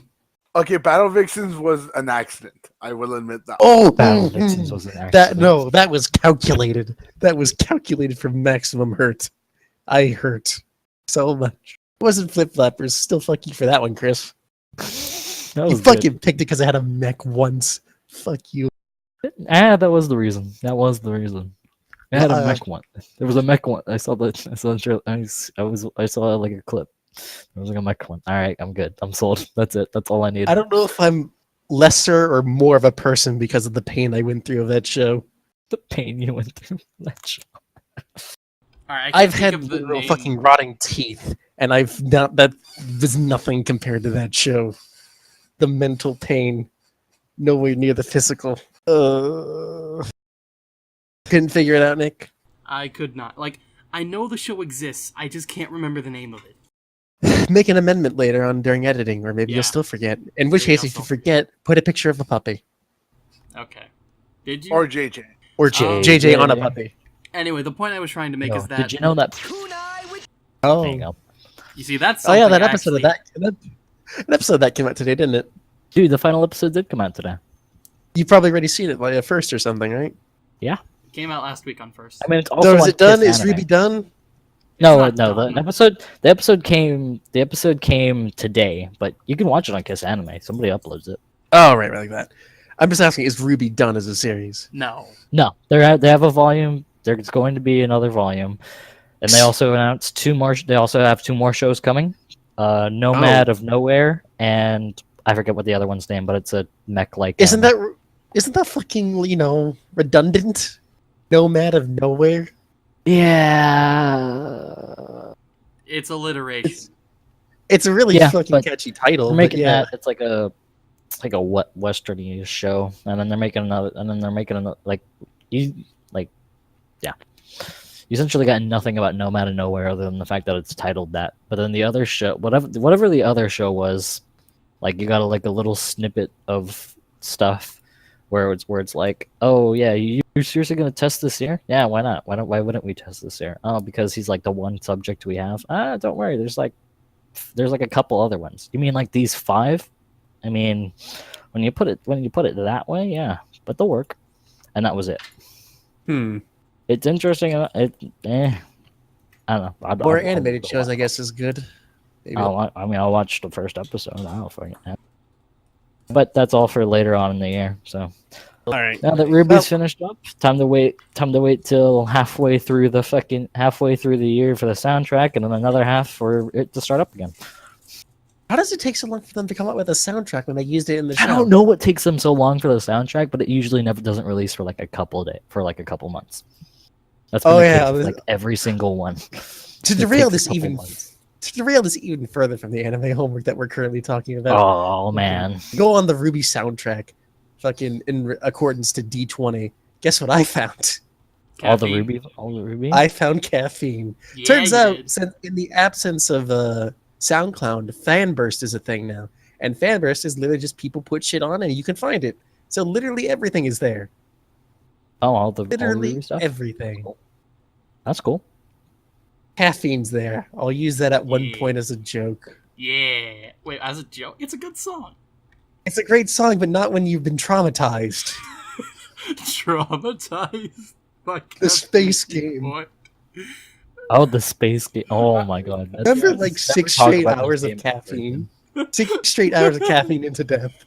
You know, I mean, it wasn't that bad for me because I've There I've wa- permanently muted Roll20. I don't. There's nothing for on Roll20 for me to Plus, listen you to. were off somewhere with like tomatoes and spaghetti and Oh my ravioli fucking! or something. Do you remember how that fucking was fucking? Hey, we're at a banquet. Hey, Chris killed a dude. Hey, now there's fucking zombies. Hey, now we're fucking exploring the castle. Hey, now we're in the city. Hey, now we're in the fucking spaceship. Hey, now there's a fucking gin. Hey, now I'm dead. All the There's while, also clones at some point. like 7 hours of nothing but caffeine. You guys were Yeah. battling for a while, man. Oh fuck That you! doesn't mean you keep playing the same music. That's how you kill your players. I Apparently enjoyed those apparently 7 you killed hours. I have fucking PTSD. That song comes on. It's a shame because it's a good song, but I can't hear without being incredibly fucking pissed off at Nick. It's a decent song, yeah. Ugh. Anyway, I didn't like the show. I'm sure if I watched it more spread out, I wouldn't have like noticed all Oh the my sameness fucking between God. each episode, and probably would have enjoyed it a lot more. Like, it's a show to just have on in the background, veg out to, like, relax for a bit. But not during the night. Right, watch some decent food, I guess. It wasn't a show for me. I give it like a... I think I've expressed most of what I want to in between, interlaced in your thoughts. I'd give it around 7.5 out of 10. Fucking, oh wait, I guess I'll have to take off one for that 6.5 out of 10 because of that fucking cardinal sin. What did I give fucking Kashi? You gave it a 7 and then docked it by 1 for... I didn't Oh, wait, dock it. no, you gave it 6 and then needs to be Dock docked it by so one. It's a 5. Yeah, okay. Fuck everything. I don't care if I like the show or not. Fuck putting your intro in the first episode. It's awful. Chris, do you have I any got... thoughts before we wrap this up? Yeah, Restaurant Tune on the Road was a decent show. It's not meant to be much of anything, barely together, but it's a nice, enjoyable little show to wind down. It's like there's like no reason to watch all of it at once, or even watch it in order at all, other than like there's like some slight connections. There's like some slight like the elf girl. If you watch like her second episode, you'll be like, okay, well, why is she traveling? You'll have no idea why she's traveling. But other than that, there's like barely any of the episodes. But it was nice and enjoyable for watch two or three episodes every day. It was nice. Give it like a 7 out of 10. Mega, obligatory score. I'll just say 5.5. Oh, leaning more towards the controversial. Well, the reason Oh my why is heavens. because like the kind of back and forth with what Nick didn't like about it and what you guys liked about it. It's like I'm curious on watching it. I just Watch it. It's Definitely a something you should very, watch, but just you not don't as like- just not all at once. There's a 'cause you dub. know, like well, it's the fact that I'm saying just 5.5 for now because I don't know where to lean towards. You see, but typically, if you had that thought, you'd say 5 straight, but 5.5 is leaning upward, so it's I controversial just- as a joke. I like points, like having a dot in my scores for some reason. Okay. shit. Oh my! So that's In any case, anime homework done. except for the fact that we have to do a whole other segment about it. So, since Iggy and Chris won last week, they get Okay, to vote so again this week. Is that gonna work? If each of us gets 2 votes, then it's fine, and if it ties, we can just roll. So yeah. Why would we each get Well, 2 actually, votes? since we have Mega here, like me and Dominic technically don't need to recommend an anime. It's likely to brick, but only like 50% chance, I think. Yeah, no, there's a 50% chance it'll break at that case. I mean, Oh my it could just be Mega recommending shit if you want. That's what I'm saying will probably break. We can do that, and if it does come down to it, we can just use Roll20. Yeah, alright, let's do that then. Mega. I'm currently working on that. Alright, same here, man. Seriously, what does everyone do for the whole week? Oh, for the whole week? I don't know. Work. Not Not look for an anime to recommend. Or watch Oh. the anime that we've already recommended. Nick, you have a Also list. true. Yeah, it's a really long and extensive list. I already know what I'm gonna recommend. The roll a fucking D100 and pick one. Wait, you'd have to count. Just pick one. I already know what I'm gonna recommend. Are you recommending? I thought it was just Nick and Mega. Yeah. Oh, are we doing Yeah. that? There's just Nick and Yeah. Mega now? Okay. Yeah. It's just Nick and Mega then. Yep. Fucking god. And then I'm gonna just get roll 20 ready. Just Oh, I'm already in roll case. 20. I was already building a map, so I'm already in roll 20. Okay. That's good. That's I actually managed to finish a bare bones structure of the map, so that's pretty good progress made. shoot the fuck out of it. So Still working on it. I really have no idea. I mean, you have Old Faithful, don't you? No one's gonna pick it. No one's gonna pick No- it, but no you one is have gonna it. pick it. Wait, what the fuck? I don't know. Go back like a few seasons and see what the top shit was. Pick something you're interested in. That's preferably not a Super Sentai show. And is there animated Super Sentai shows? Not that I know of. Really? Wasn't there ever like an animated Power Rangers? I feel like there was. There was probably something similar to it, but not exactly like that. I know there was comic books. That can't be right. There's got to be one somewhere. Remember, you get points for making Nick feel pain with your... Well, that's true. Like, if it's really long. Well, like I could go with like Fist of North Star and Yeah, I was thinking that, but I think that's also way too long. I know. Like I think even Yeah. Initial D would be pushing it. Well, it depends on when the next podcast is. Next week, week after that, next month. Who knows? You think D&D is going to be ready by next week? It's going to be incredibly difficult if it would fit that time, considering a lot of things. Like, Would it I've be? almost done making a map, and I have to finish out some other actual maps in D20, and then there's actually getting everyone present, and then there's fucking trying to figure out whether or not certain players are going to be playing or not, such as George's sister, which has expressed interest, but I don't know if she knows about the scheduling. Okay. There's a lot of things to If take we're ever care gonna of. play D&D, you need to let me know. Because if we're gonna do this Yeah. on Saturday or Friday, I actually was going The to ask biggest you issue- about that. the biggest issue. Okay, so Fridays, it's pretty much gonna always have to be. I guess tech. No, it's gonna have to be a 5 to 9 thing for you. It's gonna be a 5 to 9. There's literally nothing else. Okay, and There's not a whole Saturdays? lot of other time. There's not a whole lot of time. There's no other time slot. I get back from school at some point. I get back from school at 4:30, and then I have to wait in formation, and then they have to hand us our mail, and then we have to wait for the first sergeant to give us a safety brief about what. That's generally just, hey, don't do bad stuff over the break. That's it. Or don't do bad stuff over the weekend. But we have to wait for her to do it. So, Okay. and then I have to go eat dinner, and I have to take a shower. The other guy that expressed interest, he's currently phase 4, so he has phase 4 detail he has to deal with. Is that a problem? Oh, he can't just miss phase 4 detail. That happens at 6:30, which would be roughly 4:30 for you. I mean, he might be a little late to be coming on. It might be a little late because I don't know Like exactly. what his 5:30, 6 schedule to is like. 9. Yeah, 5:30, 6 to 9.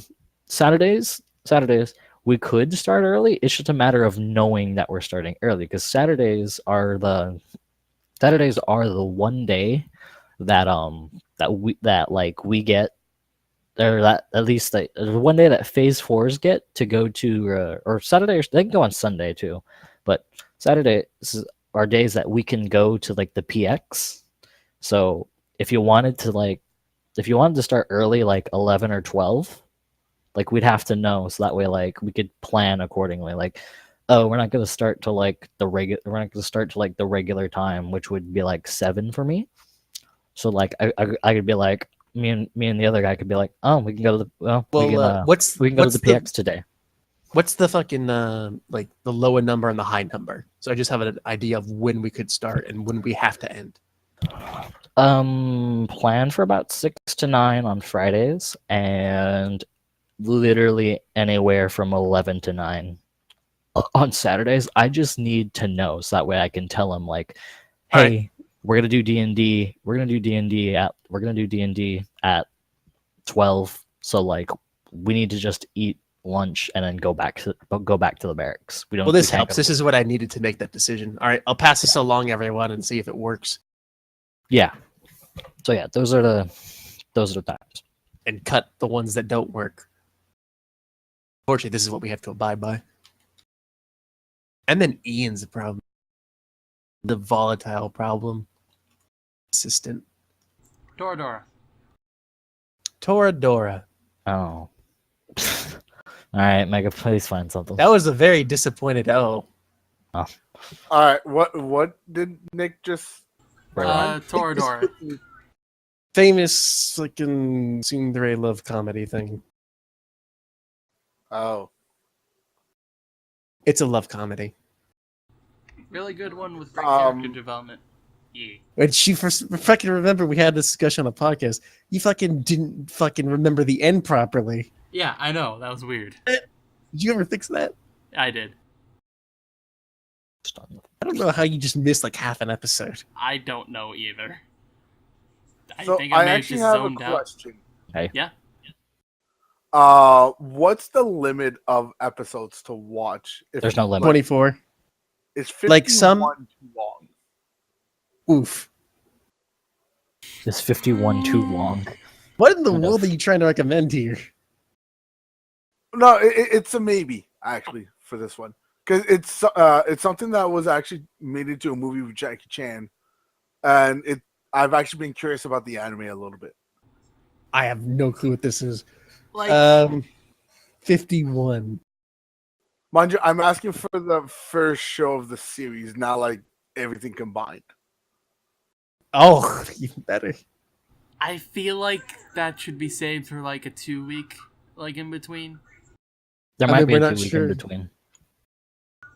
I It mean, like, might be when the fine. D&D gets started up, that'll be like a 2-week in between. I Or mean, 1 we're not week, guaranteed. yes. We really shouldn't be doing podcast every week anyway. Yeah. Well, if Like, We're D&D bi-weekly. if D&D starts next week, then It's not going technically to we start would next have. week. Oh, no way. Oh, okay. Well, then let me keep looking. Like, Also, fucking D&D is bi-weekly, definitely. I can probably watch that many episodes in a week, but the last time I Maybe, did, anyway. it kind of killed me. It was Mobile Suit Fighter Gundam. Oh, I thought it was fucking Mobile Beelzebub. Fighter G Gundam. Oh yeah, that too. That was 60 something though. That also killed me on the inside. It was for the express purpose of killing you too, though. Yeah. Like, for those shows, I end up watching like basically up to the minute that the podcast starts. How about fucking that fucking mobile phone isekai? What? Oh, fucking no. It's like, it's kind of a. I've talked about it again once how isekai are inflated. It's just another example of how fucking to do a really horrible isekai. It's just a really bad show. It's in another world with my smartphone. Oh, that shit. Awful. Manga and then found out it somehow got made into an anime. Anywho. All right, how about this? The way that I'm going to pick the anime, I'm going to ask. Oh my god. Iggy, I'm gonna ask you a question. Question answering time. Name a random letter from the alphabet. Does the Greek alphabet count? No. Damn. Does the Greek alphabet count? I am the alpha. Listen, Omega is pretty good, and Epsilon, I like Epsilon. Let's go with R. All right, I will pick an anime that starts with R. Oh, Jesus Christ. Wow, okay. I expected you to just go, and if it's an odd or even number, I will choose, or if it's not or even letter, depending on how numbers out. Because, like, you know, A would be an odd one. But What fucking no. are they? The problem is that it's all mostly some of it's Japanese. He's not going to be translating them into English, so Oh my god. Oh my. You. Oh, dude, there's Ramen Fighter Miki. 1. Yeah. Ranma How about fighter, Ranma yeah. 1/2? I wouldn't mind watching that. Ooh, what about Rosario plus Vampire? I fucking don't like that anime. I wonder I read why. I read the manga up to a decent point, but the anime was above and beyond the manga. Oh look, there's I an anime watched- about Romeo and Juliet. I don't think No. I'm gonna pick that one. I watched like Rosario plus Vampire like 3 times for some reason. Why though? I don't know. I remember really liked it. distinctly. I remember distinctly stopping at like a scene where they were in like some weird like kill with sunflowers, and there was like tentacles. I'm like, yeah, no. And then, as you would expect, started happening. It's just like I'm done. Endlessly. I This is really you. liked it for some reason. I wanted I to re- continue oh, to season 3. I remember. I remember really liking the manga at certain points. Like the story went to interesting places, way into it, but the beginning is ugh. Let's There's Ruby. It's not an anime. No, I saw Oh. Ruby. I'm not gonna pick Ruby though. We've also Yes, already I am. done that. We've also already done that. But there's 2 more seasons now. I've more seasons wait, than what? it's 3 more seasons for me, man. You didn't watch season 3? I don't remember. No, season 3 was I don't know, man. Season 3 I don't know predated what that. I've seen and what I haven't. Okay, if that's fine. No, you- yeah. Yeah. So yeah, you haven't seen season 4 or 5. I've seen season Oh, yeah, 4. you don't I need didn't to see see season 5. You don't need to see season 4. I do though. I Barely. really do. Barely. No, it like there's barely anything there. The fact that there is anything there means I have to, but I'm not going to Like- because I've lost interest in the show. Like the only thing is backstory on Ren, and not even that's like he's a side character. You don't even know about him. Is 26 episodes okay? Yes. Yeah, That's fine. Oh, there's also Restaurant to Another World.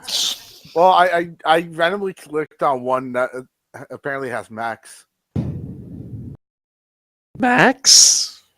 Like Max. from oh, Gundam Max. Max. I thought you said Max. I was like, damn it, No. Max. Is that an anime? No, so I have Chris's attention. I'm just reading Have the my plot attention. summary real quick. The nice part about this podcast is we're so diverse. Okay. It's so diverse, it's actually a problem, at least in terms of tastes. You gotten Chris's attention, you've completely lost mine. Rival Protocol or Like Chris's mech guy. I'm all You're undefined? Yeah, that makes sense. Undefined? You're... I'm Okay, and just then Mega here. is The low tier. yeah. He's also undefined, so I think that's a good... so all of our tastes are the same in that Except they're all very different once you get down to the nitty-gritty. yeah. Like, I typically enjoy shows that have a logical and complete story. Nick, I You just like wrote down trash. what I'm gonna recommend. Ray Dean? Oh yeah, real quick, yes, this is not real quick. What in the world is this? Ray Dean. Toradora is done by Oh, this Studio shit. JC staff. They have done things like Revolutionary Girl Utena, Karekado, Oh, shit. It's Excel this Saga, studio. is this studio? Azumanga Daioh. The thing for Ray Dean is pretty acclaimed studio. I'm Fucking actually- production I'm actually- IG.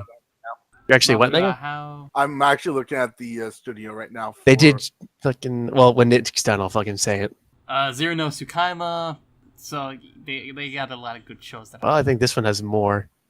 Fucking Ray Dean, or Raideen, whatever, is done by Production IG, which is known for things like Shingeki no Kyojin, Psychopaths, Guilty Crown, Kuroko no Basket, Haikyuu, War Attack on Titan, Eden of the East, FLCL, Ghost, Motherfuck! Fully Yeah. going. Jesus Ghost in the Christ. Shell, Psychopaths 2, more fucking basketball, Usagi Drop. Oh, this show, fucking... I can't pronounce that, but I would actually mean to watch that. Love Hina. I don't know if that's particularly acclaimed. Ooh, XXX Holic. Why have we not watched XXX Holic? XXX. No, looks it is like not. I remember thinking that when I first saw it, and I don't remember exactly what it's about. All I know is it has the English stuff as Italy, or South Italy from, what's it called? Italia. And I like that voice. Pokemon The Origin. That weird fucking thing. How many fucking Eden of the East movies are there? There's God, 3? really? Okay. I think there's 2 or 3. I forget which. I've seen them all. They're all expanding on the main I story. remember which it is ended good. weirdly. I didn't watch any of those movies, and I've been me too. We should watch In the East also. It was a good show. Yeah. I mean, I can recommend it now. No, if you you're really good. You want. already did Toradora. No, you're Just good. switch it from Toradora. That would be too much favoritism. God, Alright, there's a lot of whatever. Xxxholic too, isn't there? Point being, they've done a lot of good stuff. Ooh, no Blaze. Okay, yeah. In any case, everybody gets one vote. You write the name of the person, or something indicative of that person, or the name of the show. Yep, no, that's true. You can't vote for yourself. Yeah, I'm ready. What I the am ready. fuck did he recommend again? Hold on, I wasn't paying attention. Rating. What is this? What is this? Rating. Next show. Done by a fairly competent studio, it seems. Tales of... Oh, And then Toradora. they've done Also such things by as New House. Prince of Tennis. What, the rating? Not Toradora, the other one. Lots of All right, sports for some I'm good. reason. I've done it. All right, we're good. I'm good. My vote's good. My vote's Alright, in. Mega. I mean, Mega can only I vote hope for this you, works. Nick. What are you talking about? Mega, Yeah, we're are good. you hope good? This, I hope this Chris. works. I hope this works. Chris, Mega, just are press you good? enter. 3, 2, 1, go. No, wait. Come on. Yeah, Mega won. Hey, I go one for Hey, once. good job.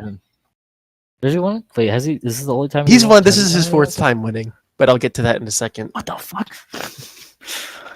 Remember, Alright, he's Keijo. won. He won Keijo. He won Battle Vixens. He won something else. He did win Battle Vixens. I keep forgetting. It's hard. Where did I fucking keep that You don't. shit? You don't There it is. remember stuff when it doesn't matter.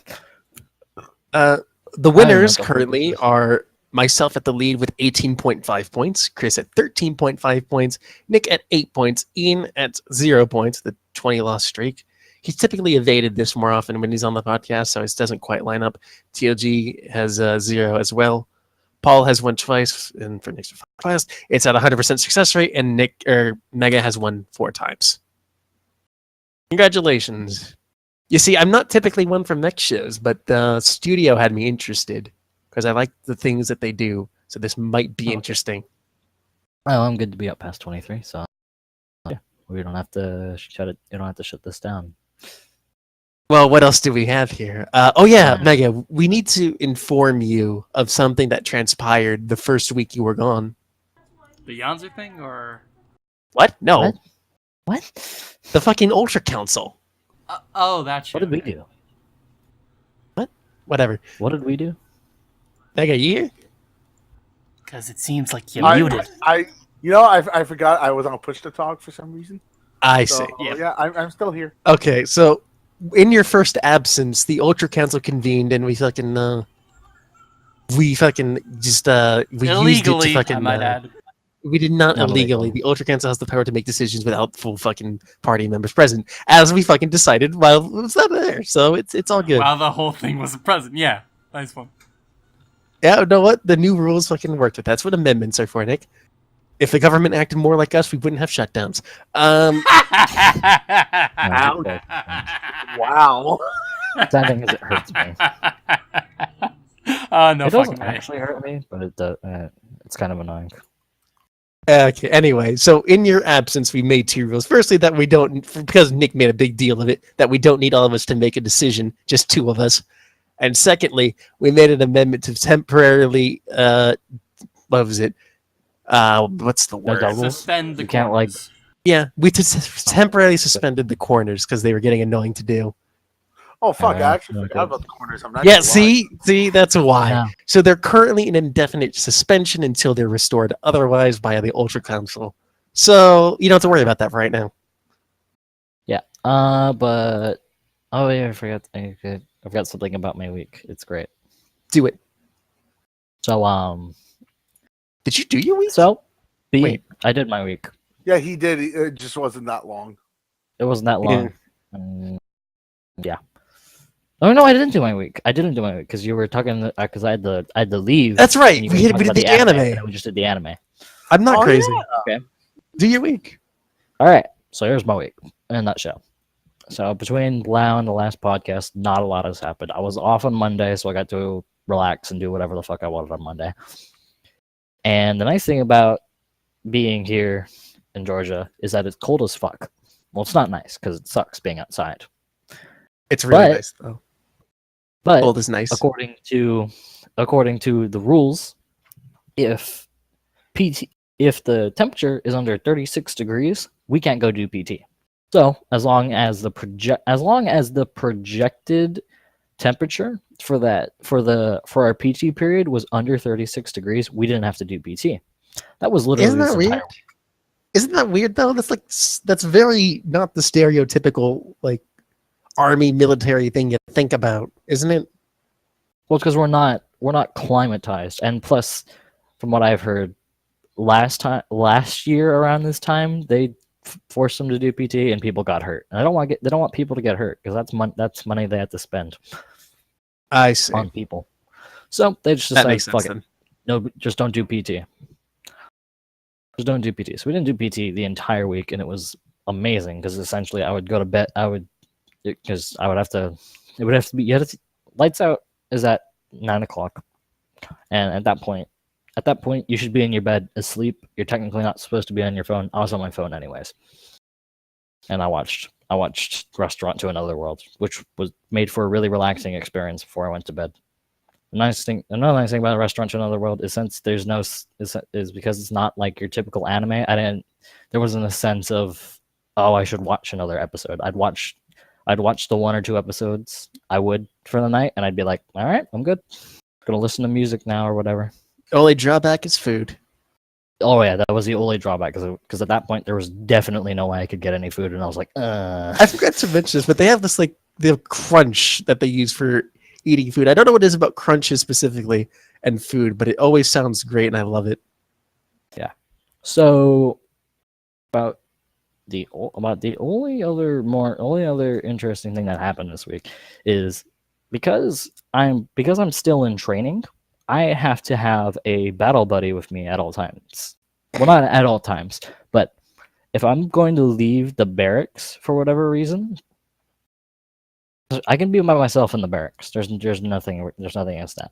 However, if I were to leave the barracks for any reason, be it to like go to the defac to eat, or try to go to try to get to a formation, or try to go to the PX, I have to have a battle buddy with me. Is that the official name? It's just another person. That's literally what we had to do. We had to have another person with us. There's no way around it. You have to be with another. You have to be with another. If you're gonna be outside the barracks at all, you have to have another person with you. Most of the higher ranking people will literally basically just kind of hunt you down and be like, "Hey, you, where's your battle buddy? No, you don't have a battle buddy? Push-ups sound like a good payment." Also, if you have a higher up phase badge, they'll take away your phase badge and be like, "Here's a nice white phase badge. You're now phase 4 now. Have fun not wearing civilians and having to show up to phase 4 detail." Even though they barely sucks. keep track. Yeah. That's a bit harsh, but as you get, when you phase up, you're generally like, all right, now I need to find a battle buddy because I don't want to lose my nice shiny badge that says I can wear civilians and not show up to the cleaning formation. So I went to the PX today and got food and got a little bit of stuff. I was actually going to get Yu-Gi-Oh cards too, but they didn't have what I wanted. So I was like, oh, well, that sucks. What is the PX exactly? It's just a mini mall. Ooh, okay. Called the PX. It's just essentially just a mini mall. There's like a general store, there's like a military clothing store, there's a GameStop, and there's like a food court. And so, if you need like extra uniforms or whatever, you go to the military clothing store. If you need like general items or whatever, like clothing, or you need like soap and body wash or whatever, you go to the main PX. And if you just want to not eat defect food, you can go to the food court. Oh, you can also get haircuts there. Haircuts are important. Get a haircut. You get the hairs to be within regulations, and they're starting to check us on Sundays. So getting a haircut about once every 2 to 3 weeks is kind of has to happen, or else they'll phase you down. It'll suck. But so I went to the PX with one of my friends, and actually the same guy that's going to join the D&D game. And then we came back, and then we came back. I got my laptop. I went up to his room, and I just chilled out in his room. Because weirdly enough, the lock on his door doesn't work. So his room is duct taped open, so you can honestly just walk in. If they don't lock you out, that means you're welcome. If they have no lock, everyone's welcome.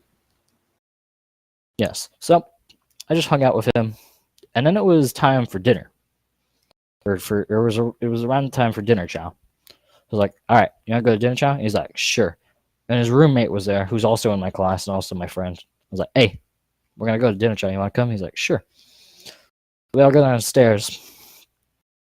Right before you enter, like, the main little, like, tiny little, like, main desk area that's called CQ.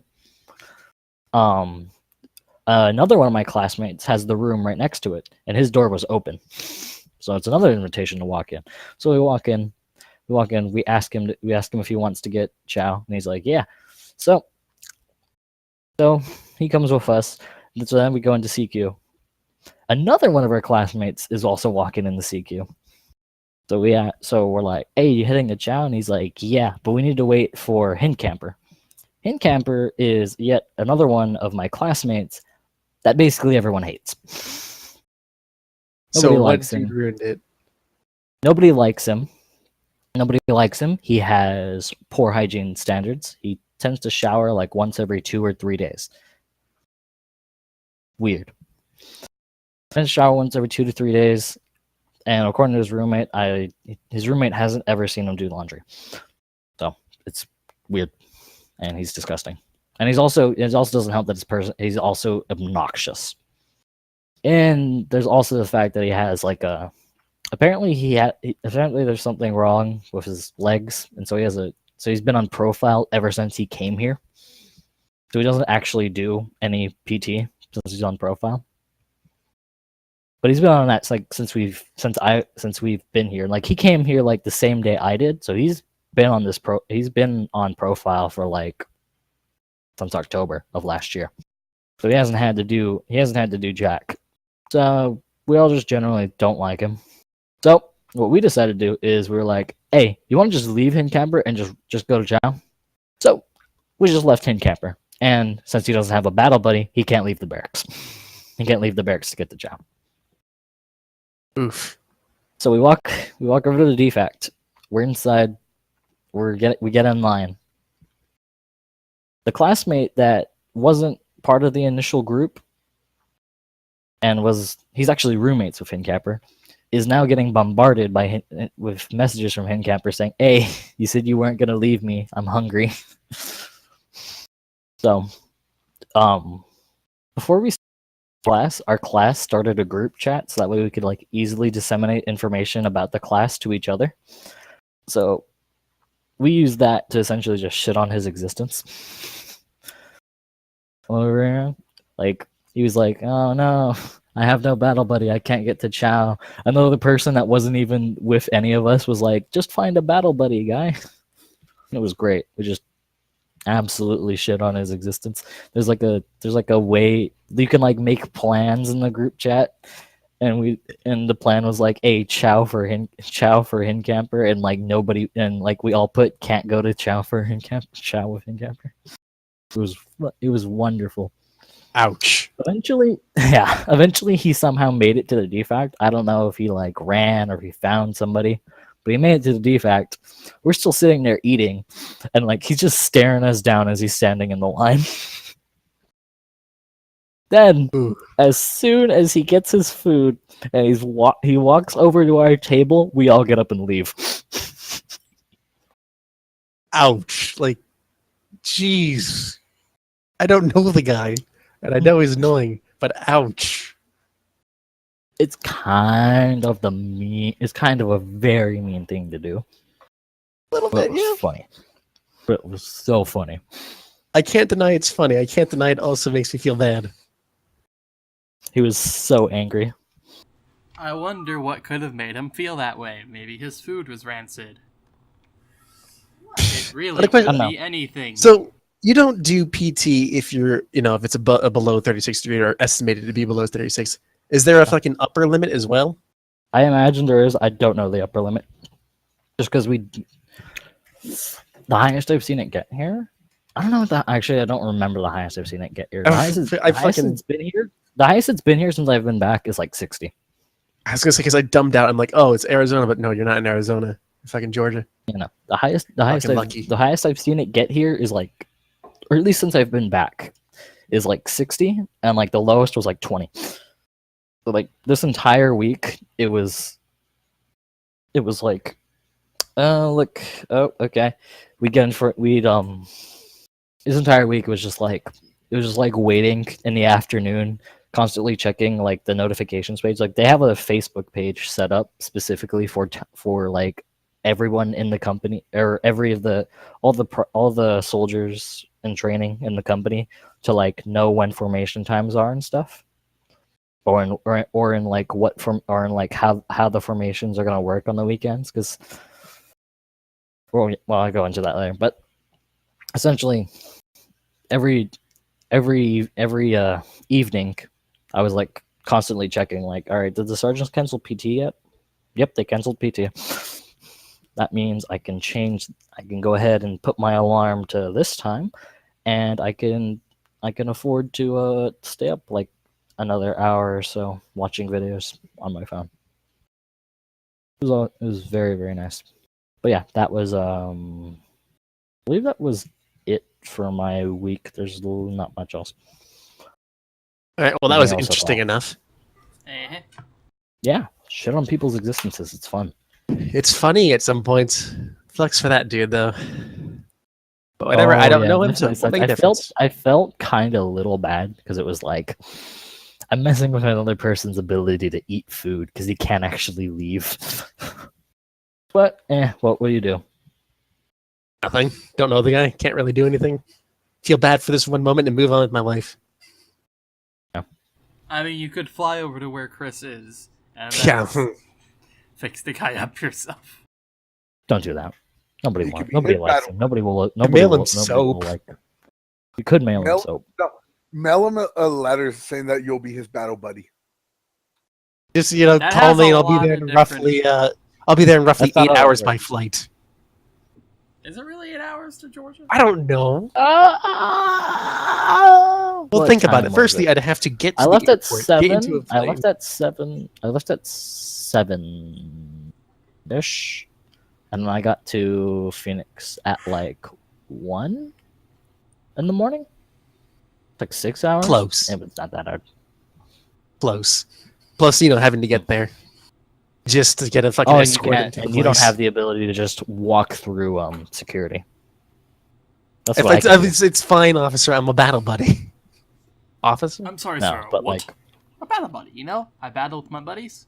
So, like, No, but a like- video game. I'm here like- to escort none a of you, dude none of you for travel on IG. airplanes that much, but when you go on an airplane, you have to go through security. The thing about being part of the military is you're automatically enrolled in like the TSA pre-check things, which means they like barely check you. Like, honestly, like you don't have to go through everything. You just put your bag down in a conveyor belt, and then you'll walk through a metal detector, and then that's it. How Pick up your does bag that and leave. exist?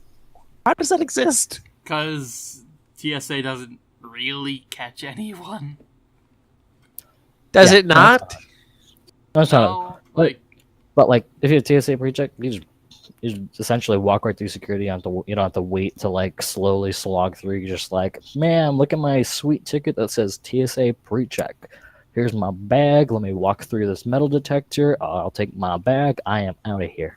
I've had pre-check just randomly sometimes, and it's fucking fantastic. I don't even have to stick with my family. I just walk through. It's easy.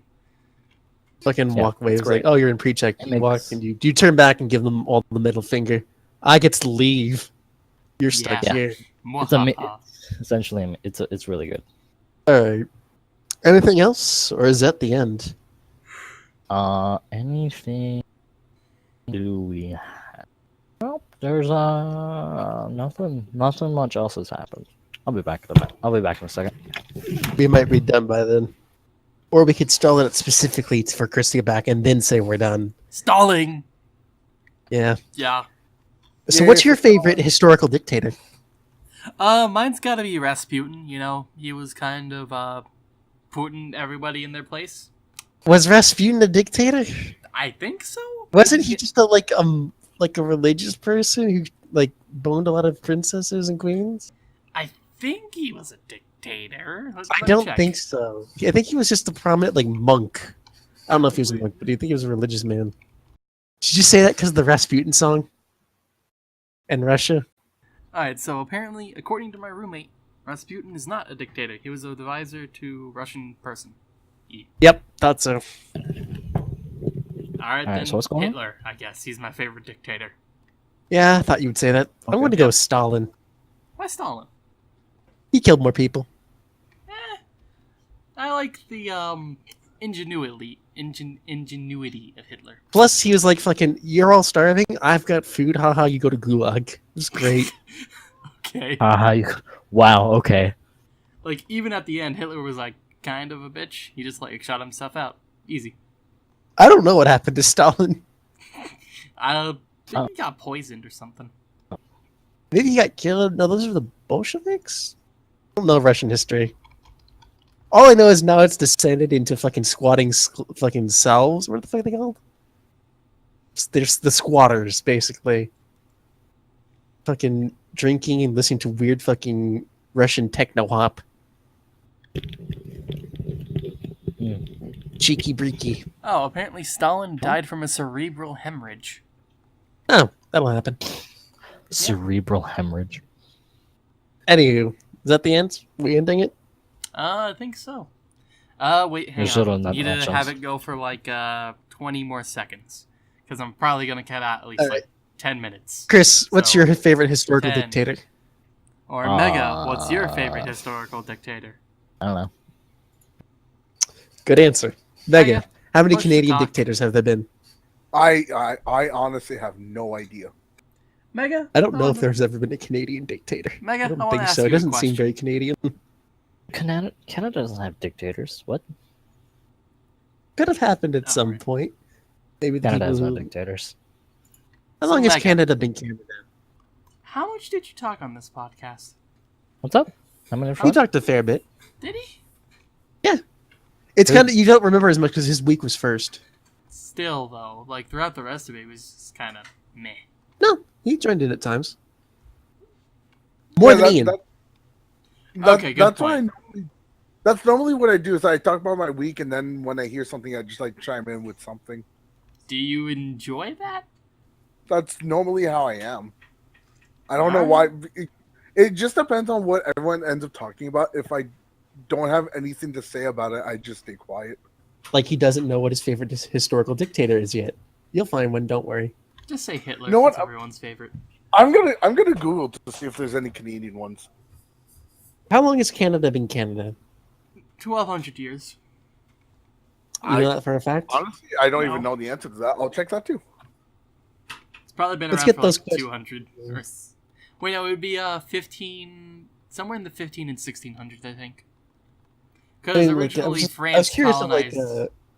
yeah, it was a little French thing, but I think so. like who, like before the French, who was here? It was more just like Native Americans, right? For America, yeah. You know, I don't really like that. I hate how fucking everything around North America is North America and not just America because it makes it really confusing. Hey, buddy, let's go to America. Which one? The North or Like South? technically, Canada's American, North American. Do you got a problem with Canada being American? No, it's just that it's confusing because right below Canada is America. Very, very well named, by the way. Here's North America. Great. What's that thing on top? Canada. What's the thing below? Mexico. What's that thing in the middle? America. What's that thing south of America. America? Oh, South America. Brazil. I mean, at least South America is somewhat different. You know, well, it's the same problem, isn't it? Yeah, if you say, let's go to America, there's a bunch of shit that they could be There's a referring lot to. of stuff. You can go down and get shanked, or you can go up and get poutine. Go to the middle and get diabetes. You could go into the crossroads and again get all three. Or you can go all the way down and find some cool penguins. Ooh, yeah, dude. Oh, fucking... What Next the week. fuck? Next week. What? Why? There's an anime about penguins that I was going to recommend that I forgot about. Is it kimono Friends?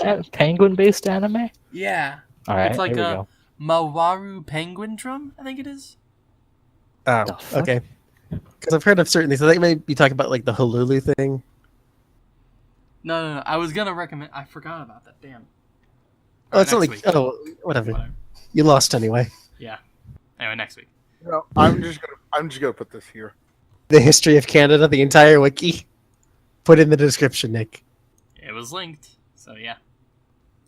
Palo Indians? Palo? I don't know. Indians? Pre-colonization, they got colonized in 1534, it seems. If this timeline was to be believed at a first glance. So yeah, they've been around for a while. But when did Putin come into the mix? When did Putin? Anyway, Mega, Anywho. what's your favorite dictator? Come on. I'm actually looking at that right now. All right. We took I'm the actually easy looking ones. at that right now. Let's see. I got Hitler. You got Stalin. Chris, what was yours? He didn't have one. I don't have one. Well, How do you not You have a could favorite say- dictator? fuck you. That's why. Gladly, but later, okay? Oh, Jesus Christ, what happened? You dropped from the call, probably because a lightning storm or something. The internet connection was lost. Trying again in 5, 4, 3, 2, 1. Reconnecting. Apparently, we don't have a dictatorship. No, I don't think Canada's ever had a dictatorship. Then just pick one. Although Trudeau wants Canada to become a dictatorship thing. Oh yeah, what are your opinions on Justin Trudeau and his I hot don't body? Honestly, I don't pay attention to the news. And Sorry, stuff what like was that. All I know is there was a small clip I saw of him, like, I think dressed up for like Halloween or something, which was kind of funny. All right. Well, we've been doing this podcast for exactly 50 seconds now, so Exactly. at least according to my call. Okay. So I we should mean, probably end it. We're getting close to that minute mark, so I mean, that's way under 4 hours, though, right? getting close to that 2-minute mark now, so we should really end it. It's going forever. Yeah, I guess. But we need to know the dictators, man. We got No, we 2 of don't. them already. No, we don't. Get out of All here. right, the other 2 will be for next week, okay? That sound good? Yep. It's Does- your homework. Does Mr. Miyagi Alright. count? Yes. No, he Obviously. did not. I will pick Mr. Miyagi then. Okay, so we got Mr. Mega Miyagi's dictator. Then we got Wax on, bitches. Then we got Mr. Stalin for Iggy the alien. I wonder how Wax that on, could be wax off, you go to Gulag. Then we got Hitler for me. Wax on, wax off. Have a gas container. Yeah. A gas tried. shower. A gas shower. That's what it container. is. Boy, And then Chris, what's yours? I didn't have one. How? Chris likes all the dictators equally. I mean, oh wait, no, he's a dictator himself. That's right. Okay.